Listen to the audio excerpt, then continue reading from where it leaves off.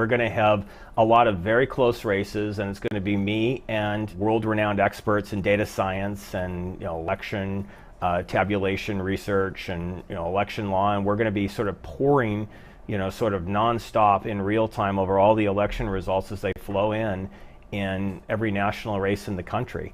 At NBC on the decision desk, we obviously put in check marks, and when we're 99.5% minimum confident in being able to call a race.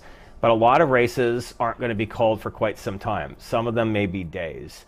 And so we need to be able to tell our audience, tell our viewers, like sort of where the race stands.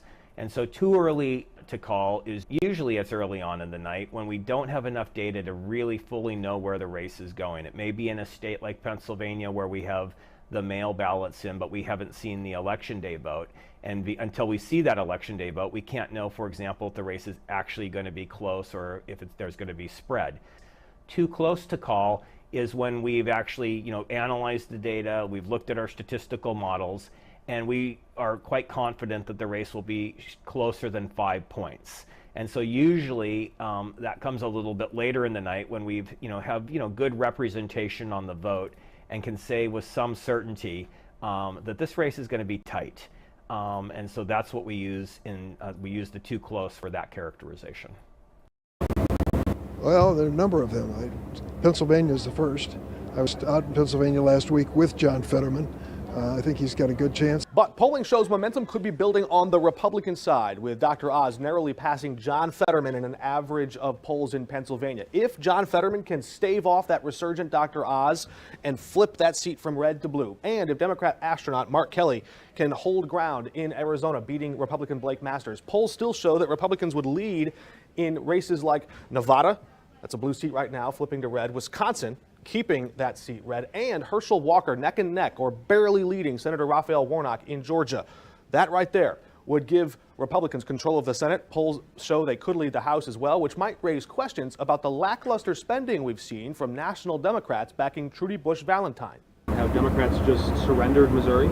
I don't know. Missouri's a tough state. It always has been. Durbin said the party funneled the bulk of its money into races where they saw the most upside. We had limited funds and tried to prioritize the races that were the most likely to win. And he defended President Biden from shouldering all the blame for rising inflation.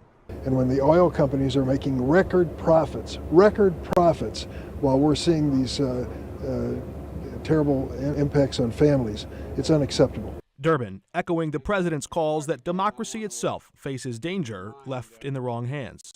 Election deniers have no place in the future of America.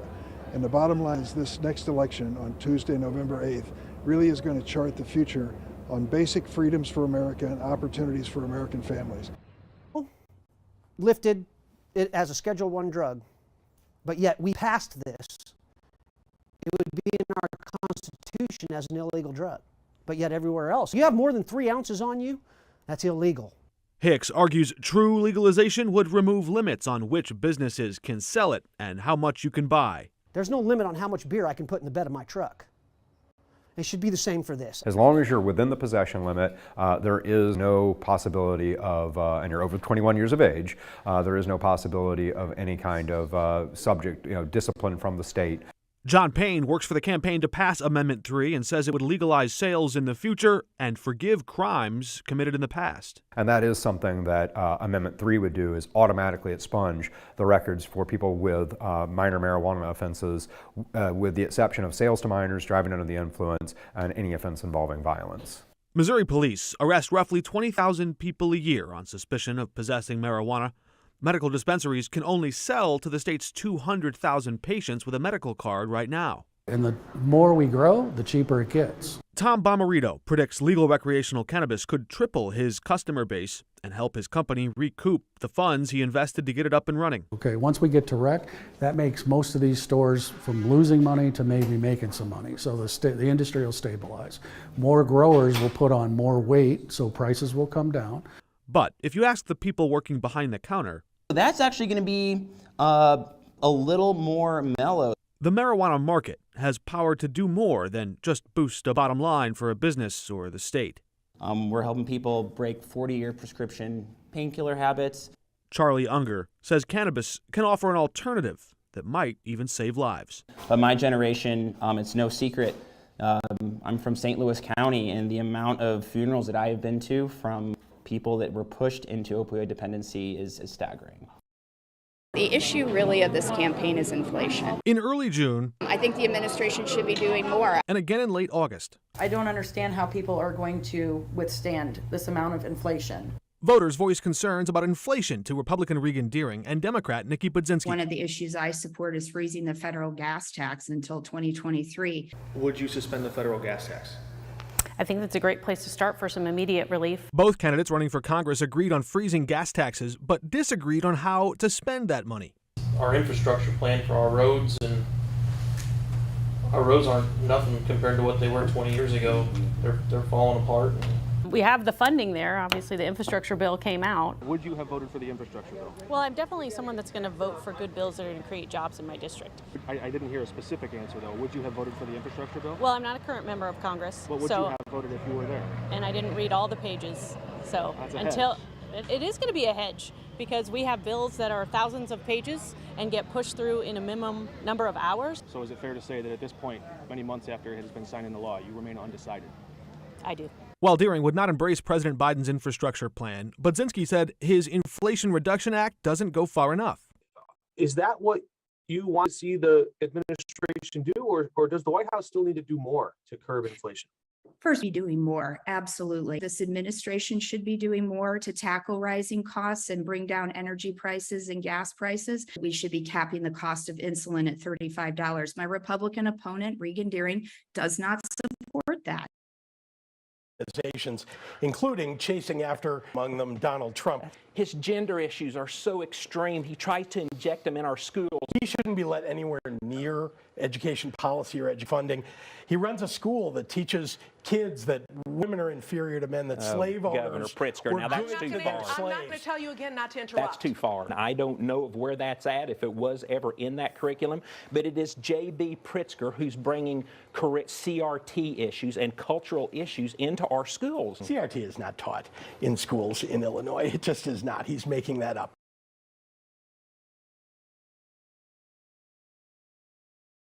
But it's the most trusted profession still in America. It is. And people trust nurses a whole lot more than they trust our Supreme Court right now. Well, that's not saying a whole lot. Yeah. On the campaign trail, Trudy Bush Valentine painted a contrast between her and her Republican opponent, Attorney General Eric Schmidt, for how they approached the pandemic. That he was suing schools for mask mandates while I was giving a couple hundred vaccinations. At a roundtable event Monday in Clayton, Sorry, I shouldn't talk so much because I should be listening. nurses vented about a laundry list of challenges left over after the pandemic shook the healthcare system to its core. A lot of the nurses in the city of St. Louis and across Missouri have left to travel, to make more money. And when you come into a nursing home and the pay is minimal, there's really no desire to stay there when you know that you have bills to pay. What do you see as a livable minimum wage? Well, you know, what's been tossed around is $15 per hour. People do not want to stay in a healthcare environment when you have someone who verbally assault you and insult you and belittle you, and you can just never get anything correct. And it's said in such a demeaning manner that when you clock out, you do not want to return. While healthcare workers look for higher pay, many patients look to elected officials for lower costs. I think the public option might be a possibility, but look, I think the only way we can keep expenses down is if we start keeping people healthy. We're going to have a lot of very close races, and it's going to be me and world-renowned experts in data science and election tabulation research and election law, and we're going to be sort of pouring sort of nonstop in real time over all the election results as they flow in every national race in the country. At NBC on the decision desk, we obviously put in check marks, and when we're 99.5% minimum confident in being able to call a race. But a lot of races aren't going to be called for quite some time. Some of them may be days. And so we need to be able to tell our audience, tell our viewers, like sort of where the race stands. And so too early to call is usually it's early on in the night when we don't have enough data to really fully know where the race is going. It may be in a state like Pennsylvania where we have the mail ballots in, but we haven't seen the election day vote. And until we see that election day vote, we can't know, for example, if the race is actually going to be close or if there's going to be spread.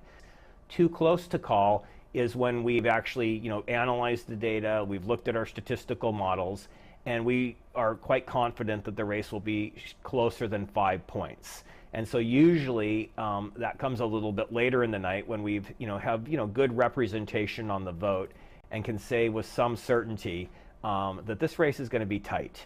And so that's what we use we use the too close for that characterization. Amendment 3 is very much a treat. I think it's a treat. It's a trick, not a treat. House Republican Ron Hicks supports legal marijuana. If alcohol is legal, why is this not? But he strongly disagrees with baking this plan into the state constitution.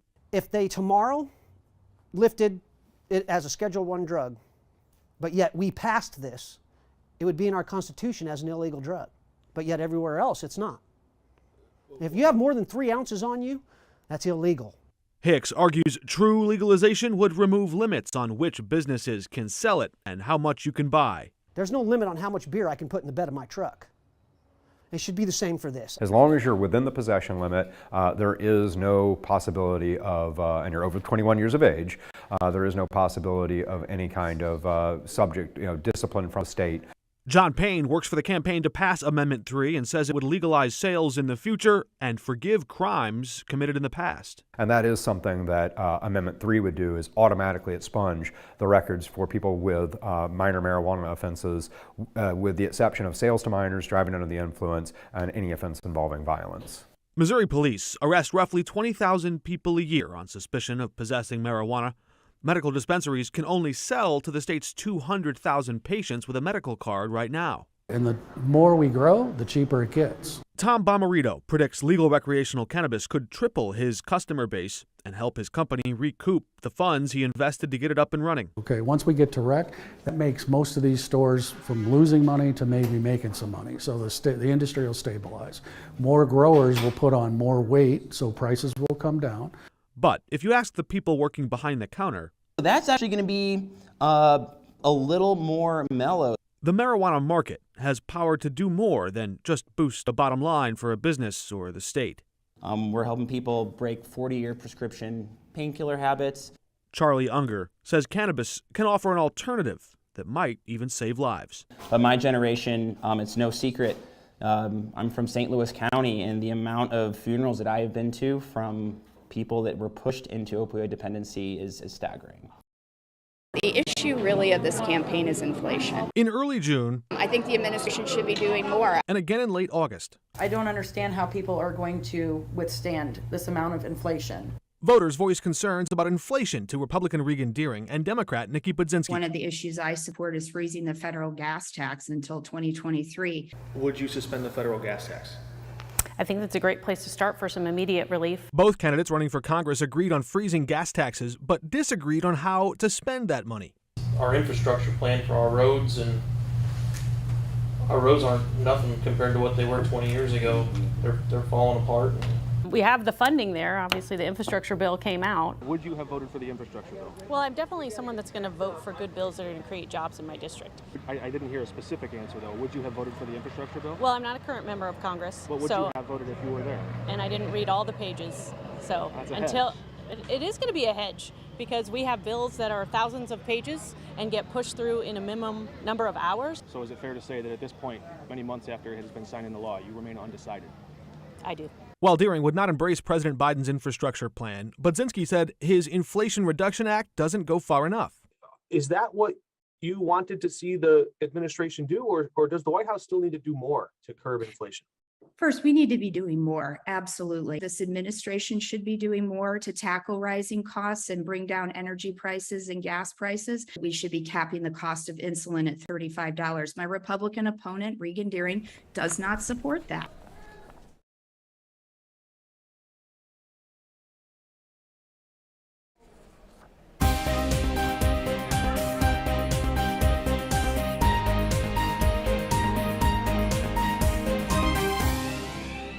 Good evening and welcome to the Digital Decision Desk in our KSDK studios. I'm Mark Maxwell. Polls are closed in Illinois and Missouri just seconds ago. Election officials across the country are counting ballots, especially on the East Coast. Some of those races already decided in this decisive 2022 midterm contest. And as you can imagine, anticipation is in the air. Hundreds of polls leading up to this moment gave us small indicators of how public opinion might be shifting.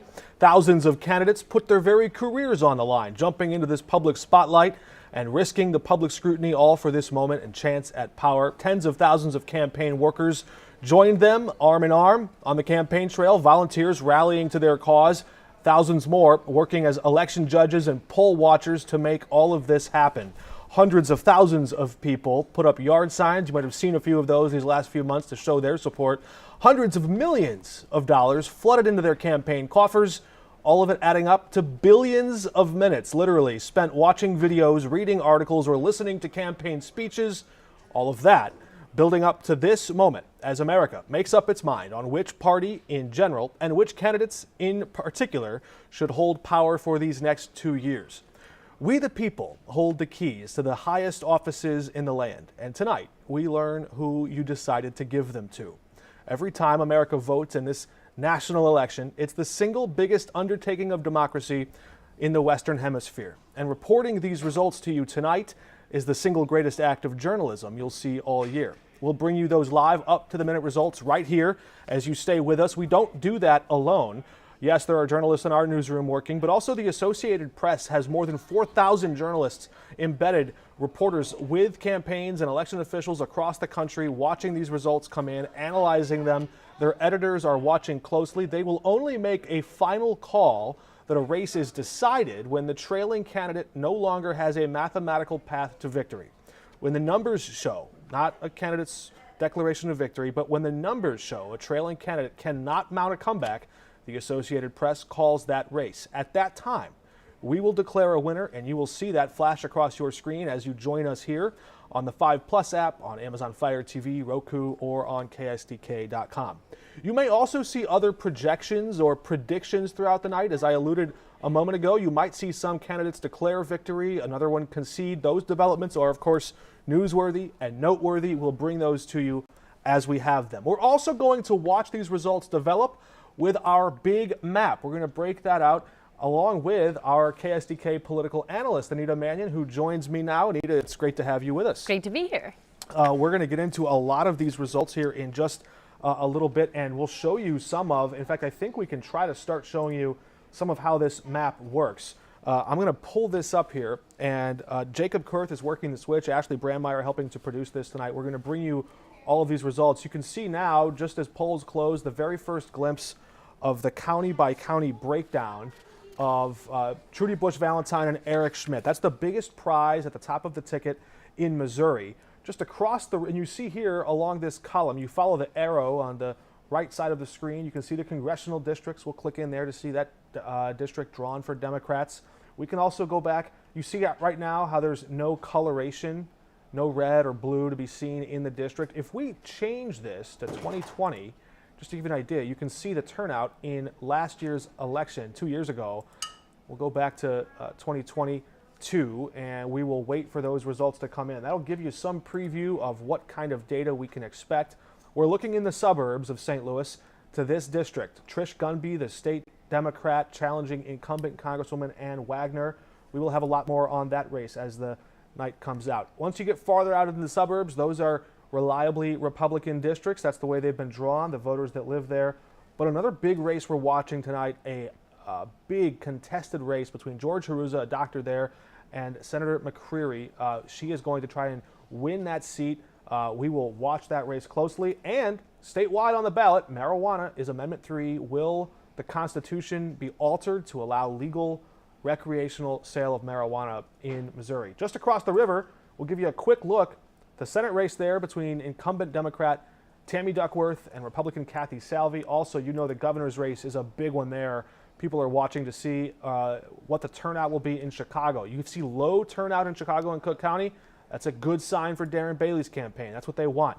We can compare and see how Darren Bailey does in correlation or in contrast with Donald Trump in 2020. We can look at places like Madison County or St. Clair County down here, again, just to give you a preview of some of those races. One other race I want to touch on quickly before we go to some of our reporters in the field, Nikki Budzinski and Regan Deering here in the 13th district. Take a look at how this district was gerrymandered. That's what the district looked like last year, just 2 years ago when Rodney Davis won that seat. It gets a lot skinnier and it stretches a lot longer. There you see that district changing. That's the power of the pen, the map drawing pen. All right, we're going to check in now with some of our reporters. We have reporters out in the field. Anita, what are some of the things you're looking to see, signs you're looking for from Eric Schmidt or Trudy Bush Valentine? From Eric Schmidt and Trudy Bush Valentine, I am interested just to see what overall Missouri voter turnout is. That we had some changes in our election laws this year. So we had these 2 weeks of early voting. I voted early, but we also had changes in voter ID laws. So I'm interested to see what the overall turnout and enthusiasm is, particularly with that race top of the ballot. Very good. We have Holden Kurwicki and Elise Schoenig with the Schmidt campaign. They're out there at the hotel, the watch party. We will hear from them in a few moments. Also not far from there, Justina Coronel is with Trudy Bush Valentine's campaign. We're going to queue up a little bit of what's at stake in this race for the Senate. Of course, people are watching nationwide. We're going to bring you local races throughout most of the night. But keep in mind, people are watching to see which direction the political winds are shifting nationwide, the balance of power up for grabs in the U.S. Senate. Just recently, Senator Dick Durbin, the Democratic Majority Whip, was in this neck of the woods, and he told us what was on the line when it came to that race. So we're going to hear from Dick Durbin. He analyzes that race in just a moment. But before we do, let's go to Holden Kurwicki, who is live at Team Schmidt, the Schmidt campaign headquarters. Holden, I believe, is joining us now. Holden, how are things looking out there? It looks like not quite a crowd, but the polls just closed. Colleagues were just discussing that the crowd is fairly sparse out here. The doors opened at 6 o'clock, but there have been, some political pundits kind of making their way through the room, trying to do some last-minute stumping for Eric Schmidt. But overall, the vibe here in the room for the Schmidt supporters seems very positive at the time. The exit polls had them way up, and they're very excited about what could come later on tonight. Of course, Eric Schmidt is somebody who has crisscrossed the state over the last several weeks, but the one place he hasn't been is in front of a lot of local news cameras, preferring instead to settle for some of the more conservative national networks. He is expected to make an appearance here tonight. A lot of the supporters, again, are rooting for a big night here, and they're really right now glued to the TV watching some of the results come in from the East Coast in some of the states. Some disappointing, some cheers as some of those results come in early on. But overall, a very kind of slow night, if I had to break it down very early, Mark. General will have some plans to speak to that crowd as the hotel fills up. I want to share with our audience, and Holden, stay with us here for just a moment. I want to share this first batch of votes from the western part of Missouri, just reported from, it looks like the Kansas City area. Jackson County is the first to report some votes in the Senate race. Let's take a look at this map if we can pull that up. We are reporting right now that Trudy Bush Valentine is out to a very early lead with 60% of the votes that are reported in Jackson County. So that's news that they probably expected, an urban city center that's a Democratic stronghold. And if we compare that to 2020, you see there, that's an area that, yes, Donald Trump won that county, but Joe Biden was competitive. So those are early votes. Those might have been votes cast early. And Holden, if you can give us any idea, you mentioned that message, sticking to the conservative media outlets. That might be something that played well with a lot of the rural Republican voters spread across parts of Missouri that Eric Schmidt is hoping to perform well with tonight. That's exactly right, and that's actually something, as you mentioned, with some of these, early returns coming in from some of the more populous areas, Kansas City, St. Louis. That was to be expected with Trudy Bush Valentine to take an early lead in some of the more populous areas where there is a little bit stronger Democratic base. But the question that a lot of people in this room have been asking was whether or not she could turn enough voters in some of the more rural areas. And that's going to be something that we're going to really continue to watch play out all throughout the night until this race is called. All right, Holden, the question on everyone's minds watching right now, they really want to know what's it like in the room. If you're there celebrating with Eric Schmidt, or you're there to take a part of his big watch party there, is it an open bar? Is it a cash bar? Is his campaign stingy? Are they making you pay for your drinks? What's the deal? That one I don't know. There has been a lot of discussion here if we can get a water, because some political campaigns don't allow, local media to even take a drink of water. So that's something a lot of people at home might not actually know, but there is a fairly nice spread here. They've got a bar over this way. I've seen quite a few people kind of congregating around. Another one has people walk in through the door, and then they're slowly starting to bring just a little bit of food in here. I think it's jokingly taunting some of us. A lot of us very hungry right now. But it is a very positive vibe in the mood right now. Again, there's always that nervous anxiousness on Election Day as people really watch for those early returns and for the polls to close. And that's kind of the one thing that I really note right now. There's a lot of optimism in this room, but there's always nervousness on Election Day until the final votes are counted. All right, Holden Kerwicki, I know our Elise Schoenig is also there with you at the Schmidt campaign. We will continue to check in with you throughout the night, especially if we hear from the Attorney General, who, just as you mentioned, Holden, crisscrossed the state. Thanks for joining us. We'll check back in with him. We also have Justina Coronel joining us in a little bit, but what I want to do is go listen to Dick Durbin, the Senate Democratic Majority Whip, who just recently visited the Metro East and made his case explaining why he thinks Democrats do have a shot. We're going to take a look at that balance of power map as well in a story we just ran a few days ago. Take a listen. I'm not going to assume the worst. I prefer to be an optimist and assume the best.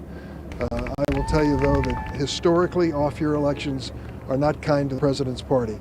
Senate Majority Whip Dick Durbin visited East St. Louis Thursday morning, hopeful Democrats can defend key turf against a Biden backlash. What are the states you can pick up? Well, there are a number of them. Pennsylvania is the first.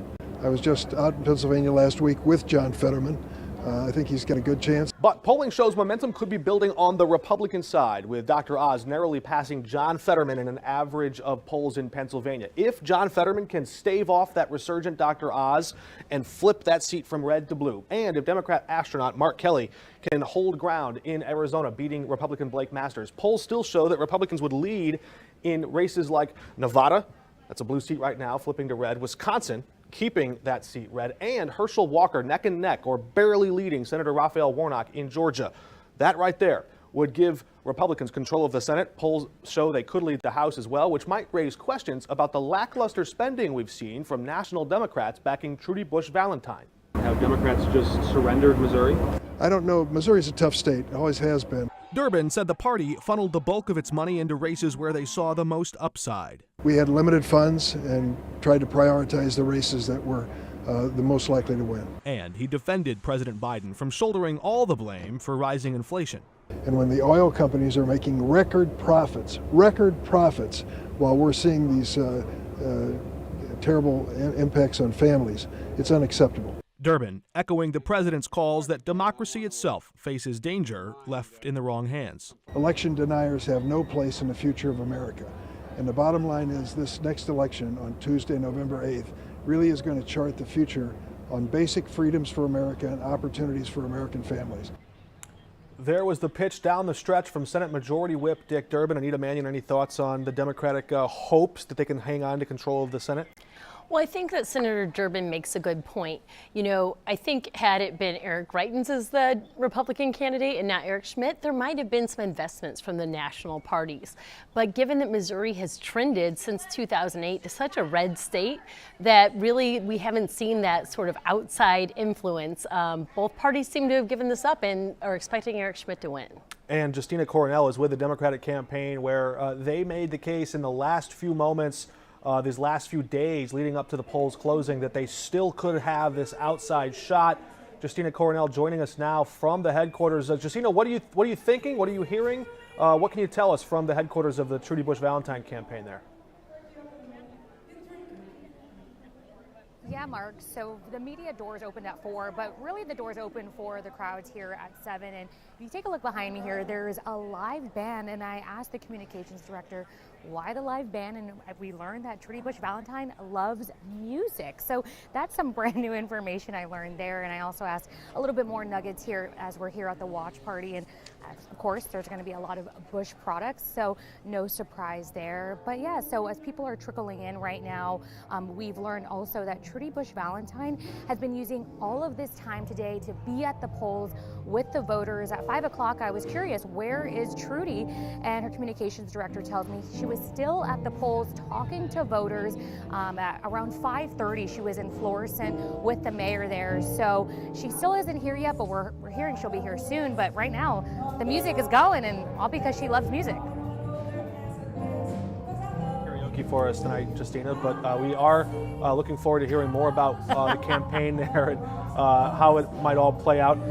Have you heard anything from, I'm hearing the live band there, it does sound like quite a rocket. Are they just getting started? What's going on? They're just doing a run through?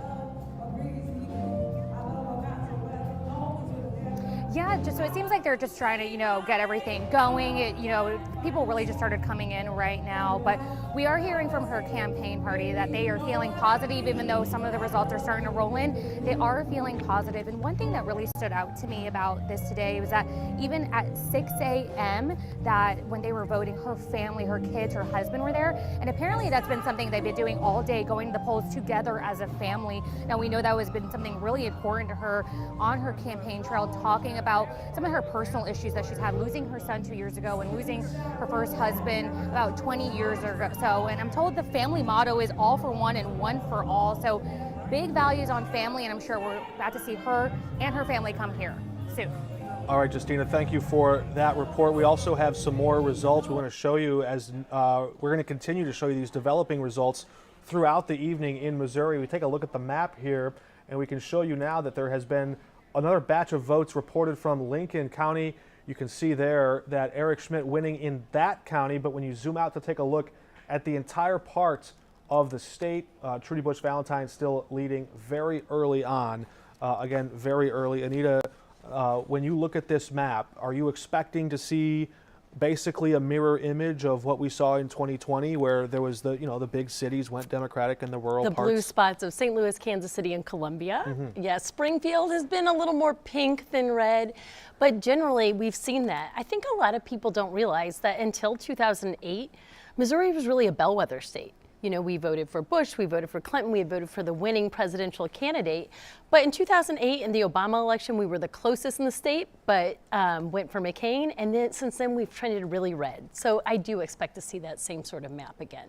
We do want to check in on and you're going to see this map changing behind me as well. I'm going to move a little bit this way because I think what you're seeing is a check mark there. We can report at this hour, this early hour, just about 20 minutes after polls close, that the Associated Press is projecting J.B. Pritzker to win the re-election there in the governor's race. If you're watching on KSDK.com, you can see that again. That's a projection.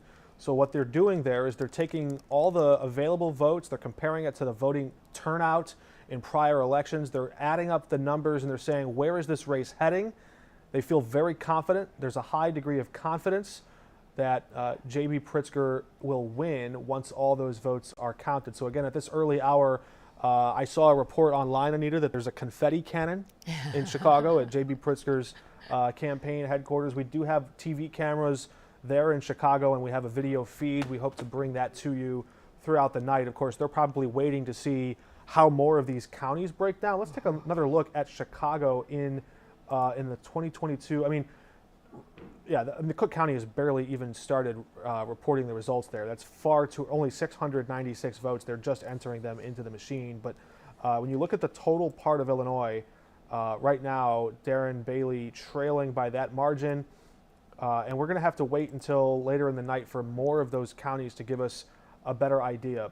Let's go down the list here, though, and look at the Illinois Senate race. It looks like the Associated Press might also be projecting Tammy Duckworth will win that race. That was also expected. Polls showed that she would be out in front. Tammy Duckworth was 62% of the early vote count there. Any surprises, Anita? I wouldn't say so. We have two incumbent Democrats in a strong blue state, so I don't find this surprising. It's an early call, but probably not surprising to Illinois voters. While we're in Illinois on this side of the river, we're going to go down and just see, it may be early, but the Secretary of State race, we're looking at that. That's Alexi Janulius, the former state treasurer, who ran statewide for Senate against Mark Kirk, who Tammy Duckworth would later beat. But you're looking at that race, Alexi Janulius on the verge of a political comeback. It's still early, and Dan Brady is quite popular in central and southern Illinois, not just with Republicans, but with Democrats. That would be whoever wins this race is replacing the winningest politician in Illinois. That's Jesse White, who in his 80s, stepping away from life in the public spotlight and then public service. Now this contest still very early. We're looking at that race. Also the Attorney General's race. While we're in Illinois, just checking there, we're going to get back to Missouri in a moment. Again, this looks about consistent.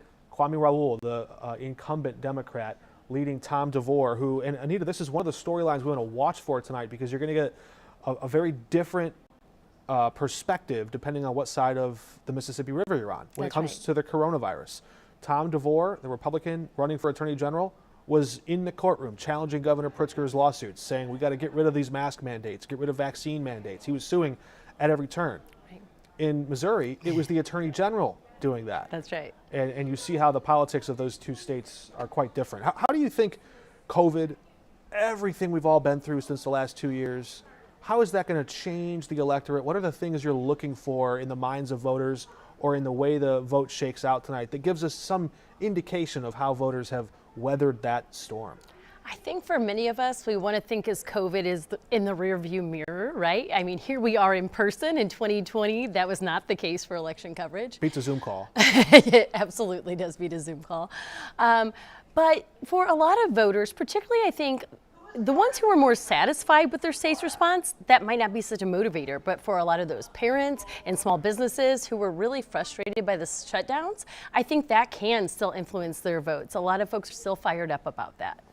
If you're just now joining us in our live stream, we reported moments ago that the Associated Press is projecting, not yet declaring, but projecting J.B. Pritzker and Tammy Duckworth will both be reelected to fill second terms in their offices. We're going to check back in on the Illinois side of the map really quick at the comptroller's race. This is the office that cuts the checks, signs the checkbooks, all the checks rather, and manages the state's finances.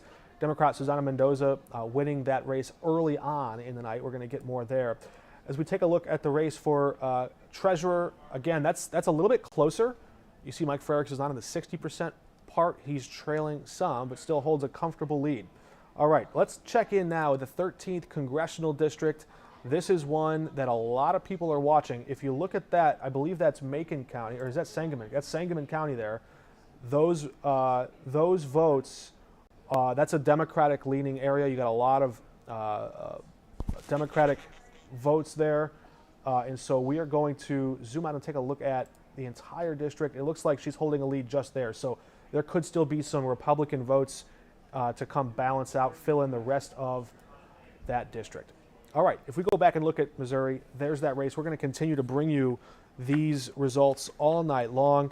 The U.S. Senate race in Missouri at this point, NBC News, which has its own decision desk, telling us it is still too early to call.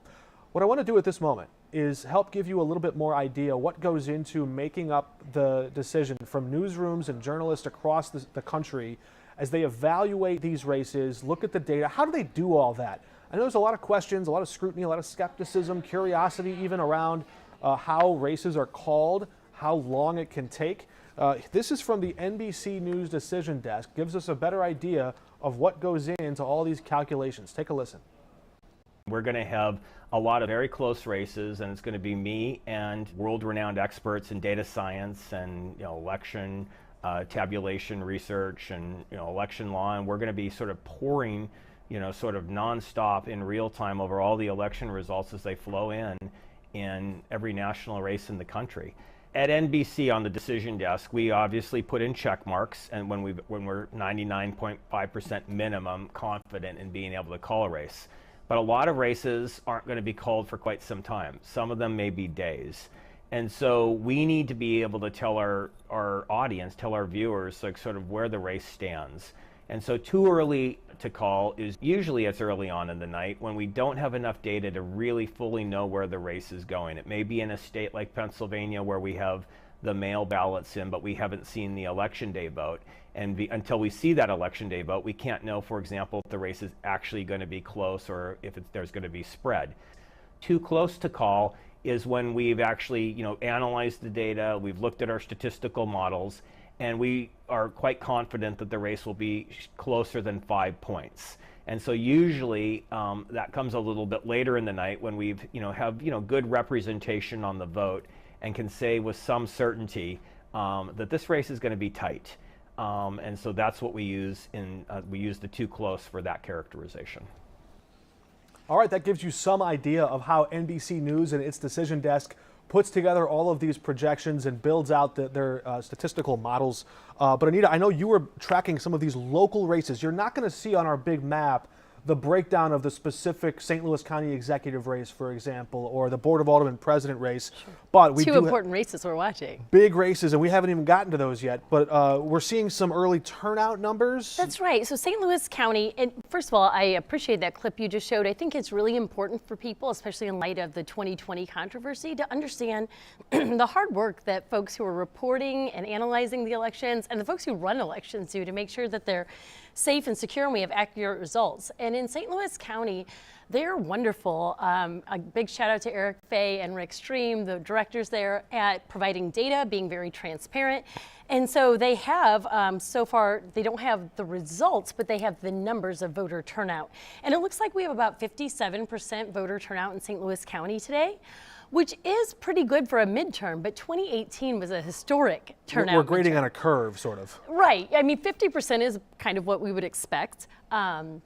That's not good for me. I like it to be a lot higher. You'd like it to be not closer to 90, maybe, although yeah, that's maybe unrealistic. Let's get those Australian numbers in the 90%. But in 2018, St. Louis County was 69%. So we're down from that historic turnout, but still pretty good turnout for the county.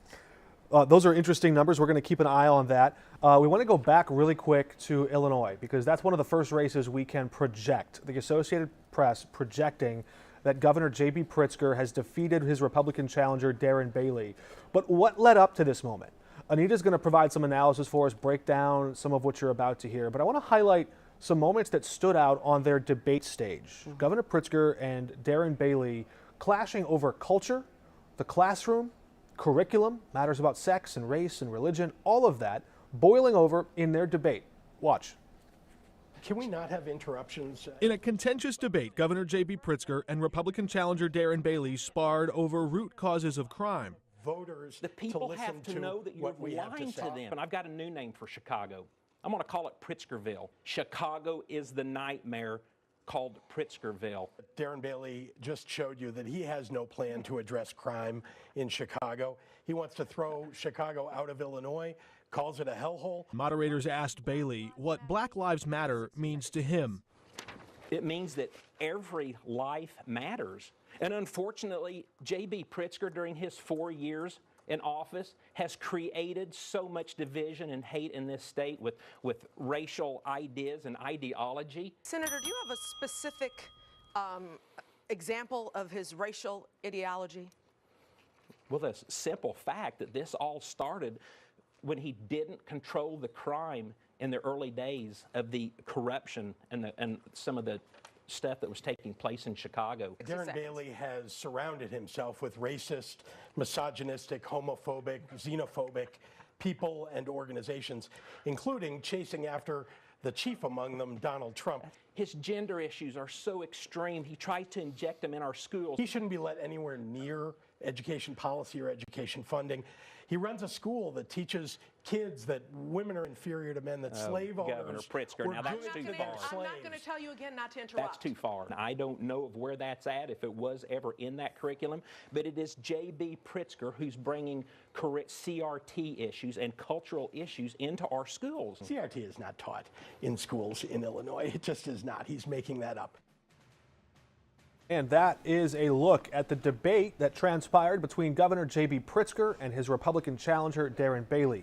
Pritzker projected to be defeating Darren Bailey. Anita Manion, you heard that debate there.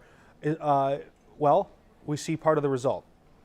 Yeah, that's right. I think it's important to keep in mind in this race that in some ways Pritzker helped select his opponent, right? He put out those ads that were like, Bailey is too conservative. He's too aligned with Trump during the primary because Bailey was a more controversial candidate that he thought would be easier to beat in the general election. That seems to have proven to be true, but I think what that also means is I wouldn't be surprised if we see some ticket splitting. Some of those other statewide races in Illinois might not be as big of a margin as the governor's race. And you bring up a really fascinating point, especially in this national conversation about democracy, election deniers. Early on, of course, you had Darren Bailey get the endorsement of Donald Trump. Right. That happened during the primary as well, and you saw him win.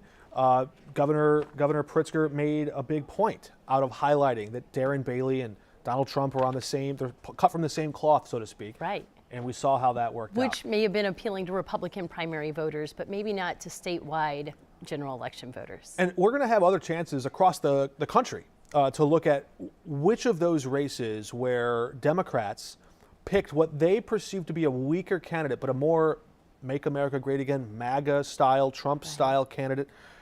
Are there any of those candidates that actually make it across the finish line into elected office? And then there's going to be that post-mortem. Well, how much responsibility do Democrats claim for boosting their profile? That's right. And I think, this year, too, we're watching, if we look at the national races, Secretary of State races and others more than we normally would, because those are the folks who will be running the elections. All right. In Maryland Heights, our Elise Schoenig is standing by. The Eric Schmidt campaign is still watching these results come in. And Elise, at this moment, some of the results that we're seeing are not yet decisive. It's still too early to say. In fact, with just a small trickle of the votes that we've expected to come in, they still show Trudy Bush Valentine out in front.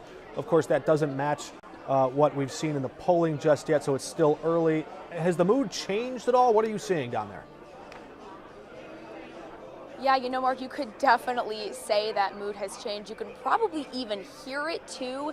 In just the last, 45 minutes or so, we've watched this room certainly pick up. You can see now just behind me here, there are a lot of people who are gathered talking. They're eating some food. The music has definitely been turned up in here. Like I said, just bringing some life to everything here, certainly indicating that some of these supporters here aren't really too concerned about the numbers that we do have, that you just said we do have so far. Like I said, they're definitely just here together, ready for this race to be called. Like I said, again, the room has just started to kind of pick up. I think there's a lot to be said about the energy in the room on big nights like this, obviously.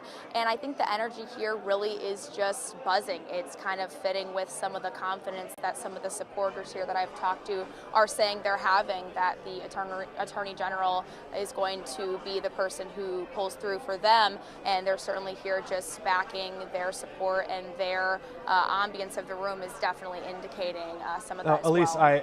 I might have some follow-up questions for the Attorney General. I know on the campaign trail he pitched himself as a working man carrying a Busch Light, but they're drinking red wine. I think some pinkies are raised in the shot behind you there. It's a classy soiree happening. Yeah, it's funny. We're all the crews here, I think, are coming together, trying to, eye the food and eye the lineup and just see what they've got here for sure. They've just actually started to put some more stuff out here in just the last 10 or 20 minutes or so. I know you mentioned that being a follow-up that you had in mind for sure there, Mark. Asking the tough questions. We don't know what's in their glass, of course. But Elise, thanks for. Are there any other indications from the campaign that you've picked up on, the types of messages that he might want to rally the troops with, or has he written a concession speech? Is he prepared for the worst?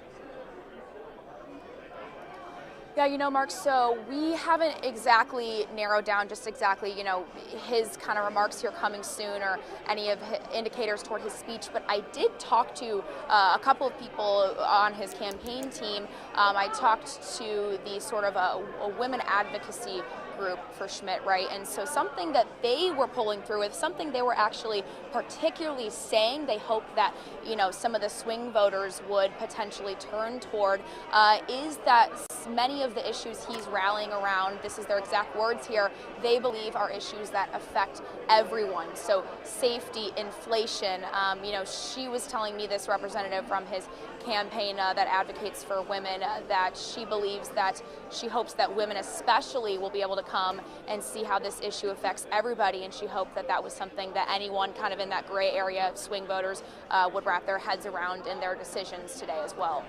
It's also interesting, at least, that he's in the suburbs of St. Louis, near his home, but that's another area that was very affected by the pandemic. At least we're going to let you go for now, but thank you for joining us with that report. I want to turn now to Anita Manion, who has some analysis of what this race has meant. We saw Attorney General Eric Schmidt really combat the local COVID restrictions, and we alluded to that earlier. And down the stretch, he was again highlighting. He said in one of his campaign stops just yesterday, "You know me from the lawsuits." You know, that was one of the ways he really built his Republican street cred, wasn't it? It was. To paraphrase him previously, what do? I wake up and I sue Joe Biden, right?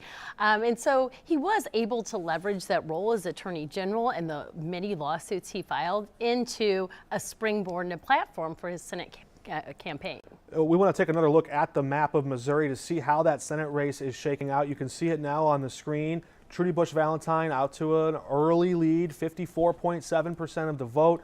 Again, you're seeing those counties colored in, showing some of where those votes come from. If we look at this heat map, as we look at the heat map, just so you know, it should be intuitive, but the deeper shade of red, the darker red, that's the deeper Republican turnout. The darker the blue, the more Democrats turned out and won there. The closer to that translucent color where it's almost see-through, that's going to be a tighter contest. But if you have a big, high population area like you have here, even a light shade of blue might deliver a big batch of votes. That 3,000 vote margin, that's what's carrying Trudy Bush Valentine so far. Also, I want to point out something in the top right of your screen. You see 1% reporting and 5% of the estimated vote total. Well, what does that mean? We've told you before how it used to be that we were very accustomed to counting the vote by precincts, the number of precincts reporting. If there were 100 precincts and 100 precincts reporting, well, that was 100% of precincts reporting. But there are newer habits developing since COVID. Let's face it, things changed. So you might have one precinct that reported their results from the ballots cast at the precinct, right? That was the in-person vote total. That doesn't mean they counted all their early votes or their absentee ballots.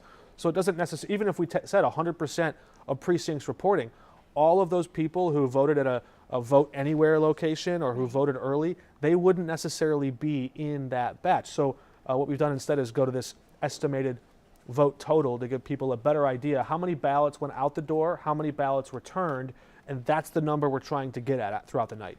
Yeah, and you asked about COVID earlier. Obviously, there was some controversy as votes were tallied in 2020 because they did come in different batches depending on how you voted.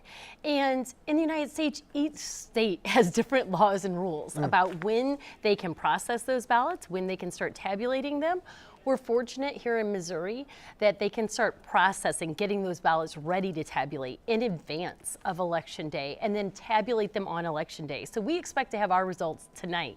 Where some other states, it's going to be a longer process. For example, if your ballot could be postmarked by today, then that might mean it won't arrive till the end of the week. So depending on where you live, the votes might come in slower. And I think that creates some natural frustration for people who say, well, wait a minute, we're in a world where we get information very quickly. Right. We have all this technology. Why can't we know it now? Well, there are some states who allow, for example, county election clerks and election officials to take early votes and manually run them through the ballot tabulator. They don't press the button to total it up because they don't want any of those numbers to leak. That's right. If they leaked, then the other campaigns could hurry and scramble and campaign and try to fix the gap and close the gap. But in Pennsylvania, the law doesn't allow that. Right. In Wisconsin and some other key states. So when you're watching these races and you're thinking to yourself, well, why can't we know those totals sooner? When all the early vote totals became more popular, people were voting earlier, they were voting by mail, that means at 7 o'clock, people have to physically open envelopes, shove ballots through these machines, and that just takes time. It does. It's a time-consuming process. So our laws in Missouri allow us to get those numbers earlier, but different states have different processes, and so we just have to be patient. I'd rather take a little more time and have accurate results than rush this process. I am told that we do have some results from the race for the St. Louis County Executive. Again, these are the absentee vote totals, so these aren't going to be the full batch of everyone in St. Louis County, but Anita and I, we were just discussing how the pandemic shifted the way people think about local officials, and few people in our region bore the brunt or wore the jacket of COVID pandemic restrictions more so than Sam Page. Here's a look at the absentee, I'm told this is absentee vote totals in St. Louis County. There may be other votes mixed in there, but you're seeing Sam Page, the Democrat incumbent, out to an early lead. But that is, I believe that's a small number of votes reporting as well. And we're also getting absentee numbers just in from the City Board of Aldermen president race. I'm not sure if those are ready. Those might be ready as well. Let's take a look. Megan Green with 41%, Jack Coder with 58%. When you look at those, these are absentee ballots. Does that tell you anything about where the race is headed, or is it too early? I think it's too early. It's interesting, in 2020, we know that the Republican Party headed by Donald Trump was very discouraging of mail-in and early voting, even though in some ways that have favored Republicans before. And so those early votes largely went Democrat. This year in Missouri, a lot of our early voting was in person, and we don't know which candidates or parties that will favor. So I think that will be one of our interesting lessons learned from tonight. All right, thank you for joining us. We want to check in really quickly if we have any of these numbers on Amendment 3. Will Missouri legalize recreational marijuana? Something a lot of people are watching carefully. And there you can see a close margin.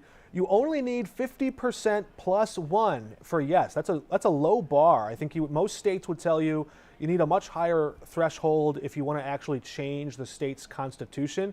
In Missouri, it's pretty easy as long as you get the petition out there, get the word out there, and spread it. Let's take a look at where these votes are coming from. Again, it's early, but we look at that heat map. It's pretty close. Most of these counties, it looks like it's going right along the 50% margin, just in favor of legalizing recreational marijuana. And Anita, several states have already done this. There was a big fight at the last minute. A lot of pro-marijuana legislators, policymakers, argued against this. That's right. They said, you should either legalize all amounts or expunge all prior crimes. And they didn't like the way the money was split up. And there was just a few things that they didn't want to put in the Constitution because it makes it that much harder to change down the road. Yeah, there was a bill in the state house that had bipartisan support, and most supporters of marijuana legalization thought it was actually better than Amendment 3, but it never got a vote in the state Senate. And so this ballot initiative, a lot of the folks behind this are people who are already benefiting from medicinal marijuana and those dispensaries and are interested in expanding to recreational. And so some people feel like it unfairly advantages those folks who already have their foot in the door. And so it's going to be interesting. I would have assumed this would pass, but now with the pushback from some liberals, we'll have to see how it goes. You can see there, we're not getting very much of a picture of that first congressional district. That's where Cori Bush, the incumbent, is trying to win re-election. We don't have much to report for you there. If we zoom out to look at the second congressional district, again, the vote totals not yet coming in to populate there. If we look at this district, it looks like Blaine Lutkemeyer, the incumbent congressman, is out to an early lead. Again, some of those vote totals just coming in. But again, look at the way this district changes. When we look at last year, 2020, look at that big red block. Now look at what happens when we look at the new district, the way it's been gerrymandered. You can see the outline of it there. That's a different district than it once was. But Blaine Lutkemeyer looks like he's out to an early lead at this point. I want to go back and look at this. Our managing editor, Rob Edwards, is working behind the scenes to give us a better look at the St. Louis City race. This is where Jack Coder and Megan Green are going to fight for the second most powerful position in city government. This would be either a check on Tashara Jones' agenda if Jack Coder wins, or it would be a green light to push the progressive agenda through. Jack Coder is winning, but our managing editor, Rob Edwards, reports that just 9.5% of registered St. Louis City voters cast an absentee ballot this year. So you can vote absentee for any reason at all in Missouri. You don't have to have an excuse per se, but just about 10%. How does that match with your expectations, and what does that tell you maybe perhaps about who would be among that batch of voters? Do we know? Well, I would guess that they are probably pretty informed voters because this is a brand new process in Missouri. It wasn't in place for even our August election. And so it's something new for voters to know about. So those would probably be your most engaged voters. I would also point out that this is two Democrats facing off because that's the way that approval voting in St. Louis City works now. So this isn't a Republican and a Democrat, it's two Democrats. Right, and we're taking information in from all over as we get cues in my ear, and you'll see some of that happening behind the scenes. Right. We're doing it live, so we're getting that input just now. It is interesting to watch, but Jack Coder's strategy was, yes, he's a Democrat. He had some unions backing him, some of the trades especially. A lot of the developers, a lot of the big business was backing him, and it was almost as if he was almost banking on whatever Republicans live in St. Louis City to be in his corner against the progressive and kind of trying to work that middle lane. Is there still a big middle lane in St. Louis, the city? I don't know if I'd say a big middle lane. A narrow middle lane, perhaps. Yes. An alley. We've looked at the margins with which Cori Bush has won in the area. So I would say more of an alley, but we have seen Lewis Reed and other more moderate Democrats win that area. So that's certainly what Coder's hoping for. Let's take another look at the Missouri Senate race, the biggest prize on the Missouri ballot today, and we see more votes come in, and as they do, as expected, Eric Schmidt is racking up a higher vote total as more of those counties flip red. Again, I think few people would expect more than 3 to 5 counties to end up in Trudy Bush Valentine's favor, but those are the most populous counties in the state. So if she can really run up her totals there, then perhaps she has a chance. We caught up with Trudy Bush Valentine just in the last 48 hours or so before polls closed, and we asked her, what's your path to victory? How can you pull this off? How can you win? And her campaign sort of whispered, well, we think that maybe the pollsters got it wrong. And you've heard that before, right? Yes. But they had a really good reason, a really compelling reason why. They said maybe the pollsters just missed all that energy, the big spike after the Dobbs decision. Perhaps that was something pollsters... Do you have any idea how well pollsters can really zero in, not just on the level of outrage over something, but how many people are sort of feeling that way? Well, we've seen some of the polling on that. I think as we get further out from that decision, maybe some of the energy has depleted. I think something that might be going against that hypothesis that the Trudy Bush Valentine team has is voter turnout in St. Louis County. If it were at 70% like it was in 2018, we might think there's the energy there, but we're not seeing that. We saw 57%. So that doesn't bode as well for that hypothesis. Let's take a listen to Trudy Bush Valentine and Eric Schmidt, in their own words, discuss this issue of abortion, how they thought it might impact the race, and the type of rhetoric, the type of message they use to connect with voters on the issue of abortion down the stretch. Democracy is a big, important issue throughout Missouri. Your ability to vote, our sacred voting rights are always important. The ability for women to choose the health care that she needs is important. A lot of people are against abortion, but I think most people understand that a woman needs to be able to make her own choice. Any sort of support for a nationwide abortion ban that you would come out? I'd be happy to look at it. I'm not going to answer any hypotheticals about what legislation looks like before I get there. But, you know, in general, I think these issues should be left up to the states. In general, Eric Schmidt thinks abortion issues should be left to the states. The question there was, do you support Lindsey Graham's 15-week national abortion ban, which would be more lax than the abortion restriction Eric Schmidt adopted and passed in Missouri. So 6 of one hand, half a dozen of the other. I mean, I don't know that question framed the way it was really got us much of an answer. If he says leave it to the states. I think what we can extrapolate from that is that he maybe doesn't think that the trigger ban that Missouri put into place and that he very proudly touted at the time is a winning issue in the general election. So I think he, like many Republicans, have sort of softened their language on this for the primary election.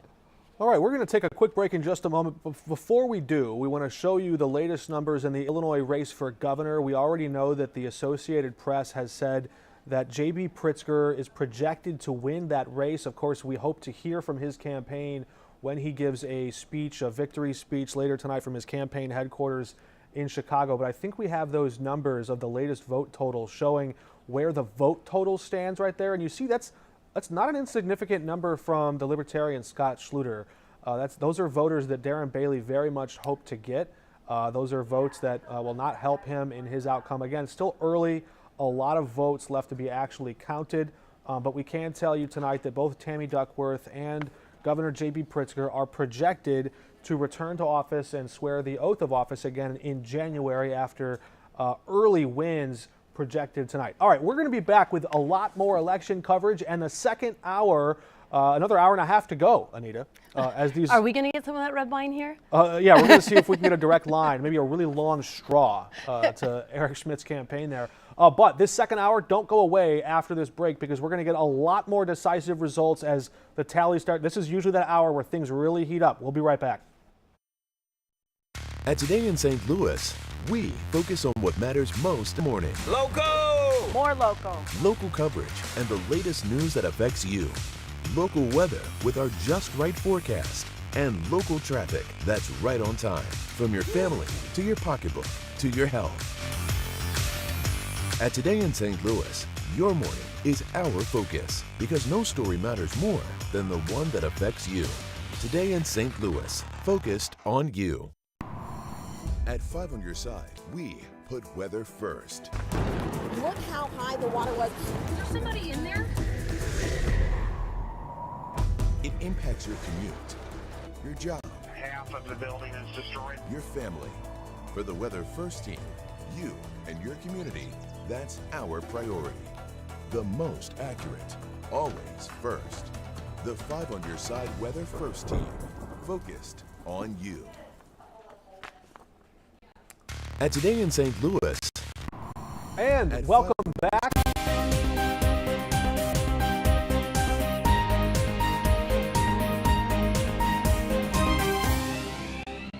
It is our election night special here from the Digital Decision Desk.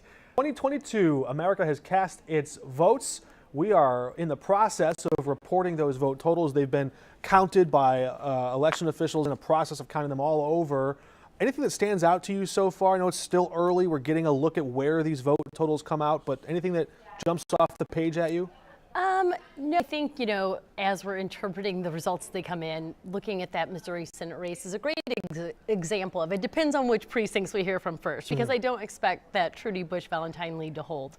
And so I'm interested as we continue to see different jurisdictions report, what is voter turnout in Missouri? I want it to be, like we said earlier, 90%. I'm guessing it's going to be more like 50%, but I think that will tell us some of is there energy around the abortion issue? Is there energy around legalization of marijuana? How is that playing out across the state?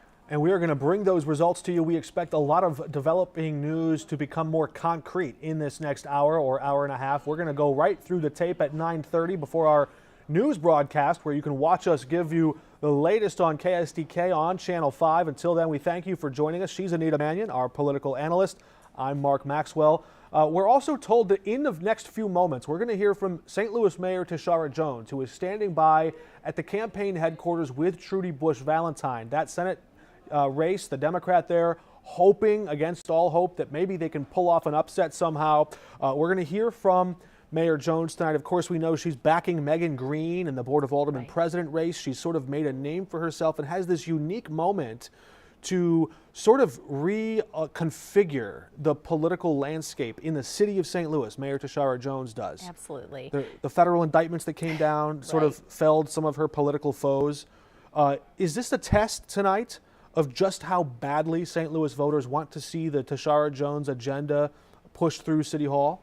Yeah, it will be interesting. Do voters really come out to support that in terms of Megan Green, who says, that the mayor herself asked Megan to run? Or is it like we see in other circumstances where maybe they want someone who will push back on that agenda and Jack Coder? So I think that will tell us something about how St. Louis voters are feeling and what issues are most important to them right now. Alderman Oldenburg just recently said that he felt there was a shift in public sentiment as there's been conversation around crime or the city's services. He felt like there was a retreat of the progressive left, in his words, and we'll see tonight in those results as we will continue to bring them to you. In fact, let's check in on that race between Megan Green and Jack Coder, something many people in the city are watching to see who will be the second most powerful politician in the city. I think we have some of those updated vote totals we can bring you here as the early vote. It looks like that hasn't moved very much. It's still right around there. As we go over to Sam Page versus Mark Mantovani, again, it's right around 12% reporting in St. Louis County.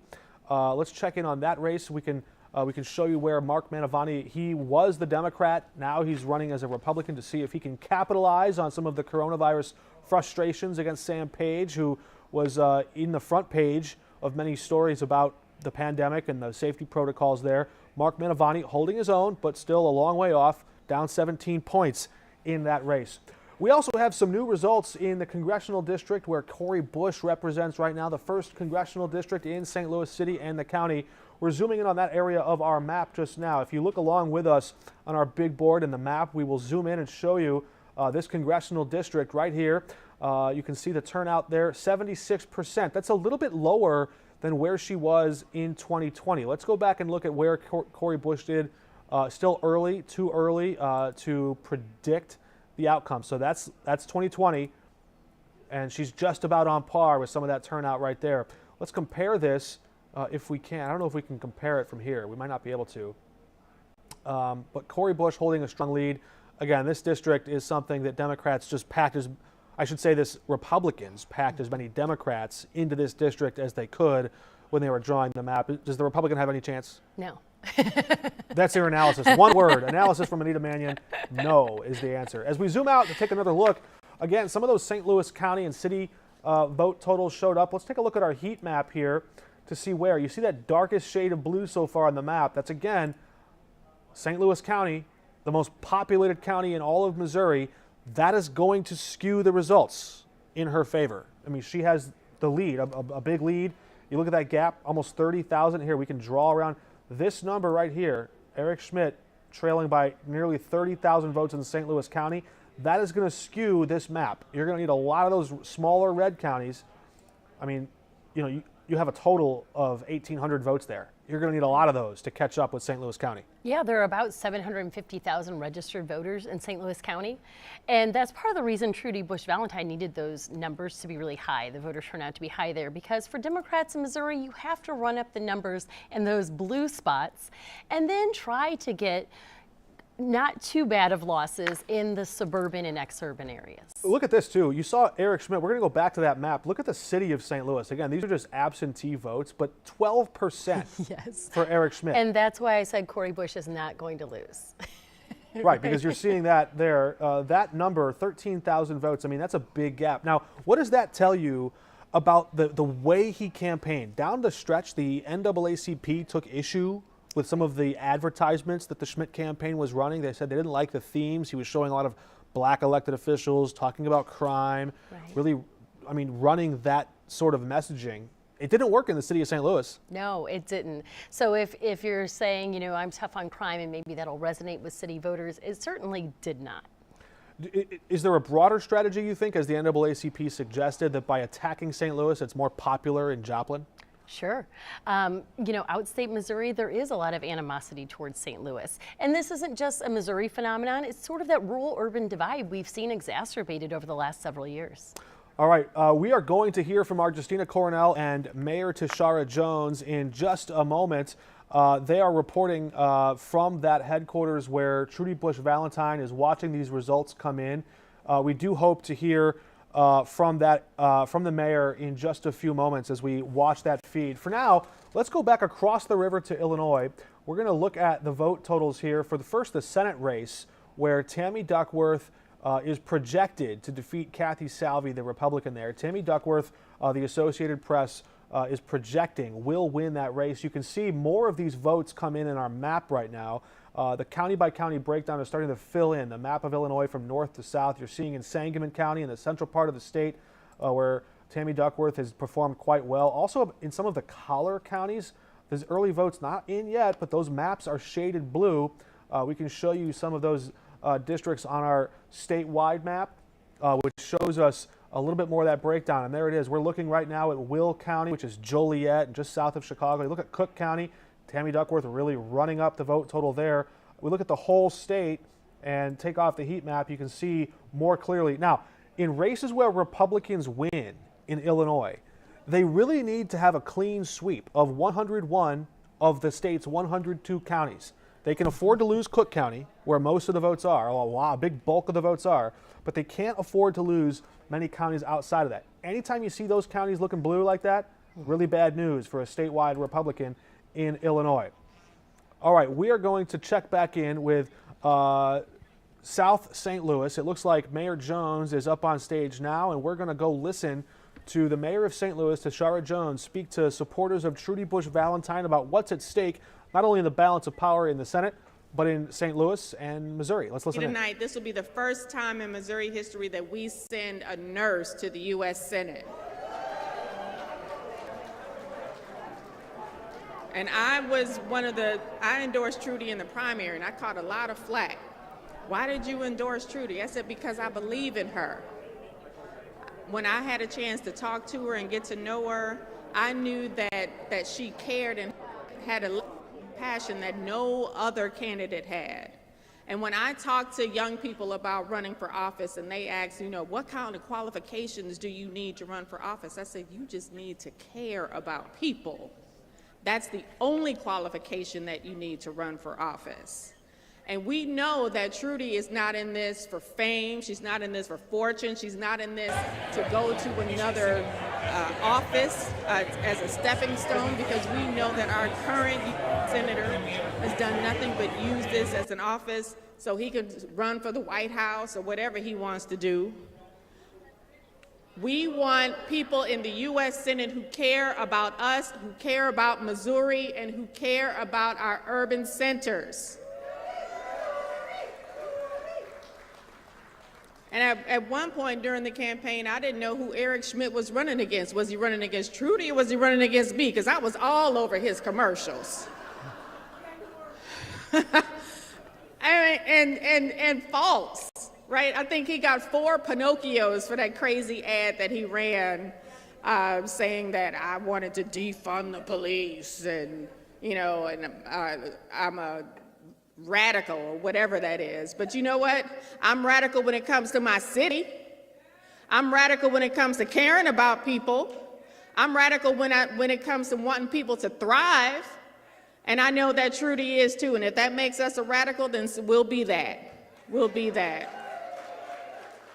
So I am just so happy to see that all of you are here tonight supporting Trudy and supporting her candidacy, because this was a long road for her to step up, and we thank her so much for stepping up and running at a time when this country needed people like Trudy to run for public office. Can we give Trudy a round of applause so she can hear us wherever she is?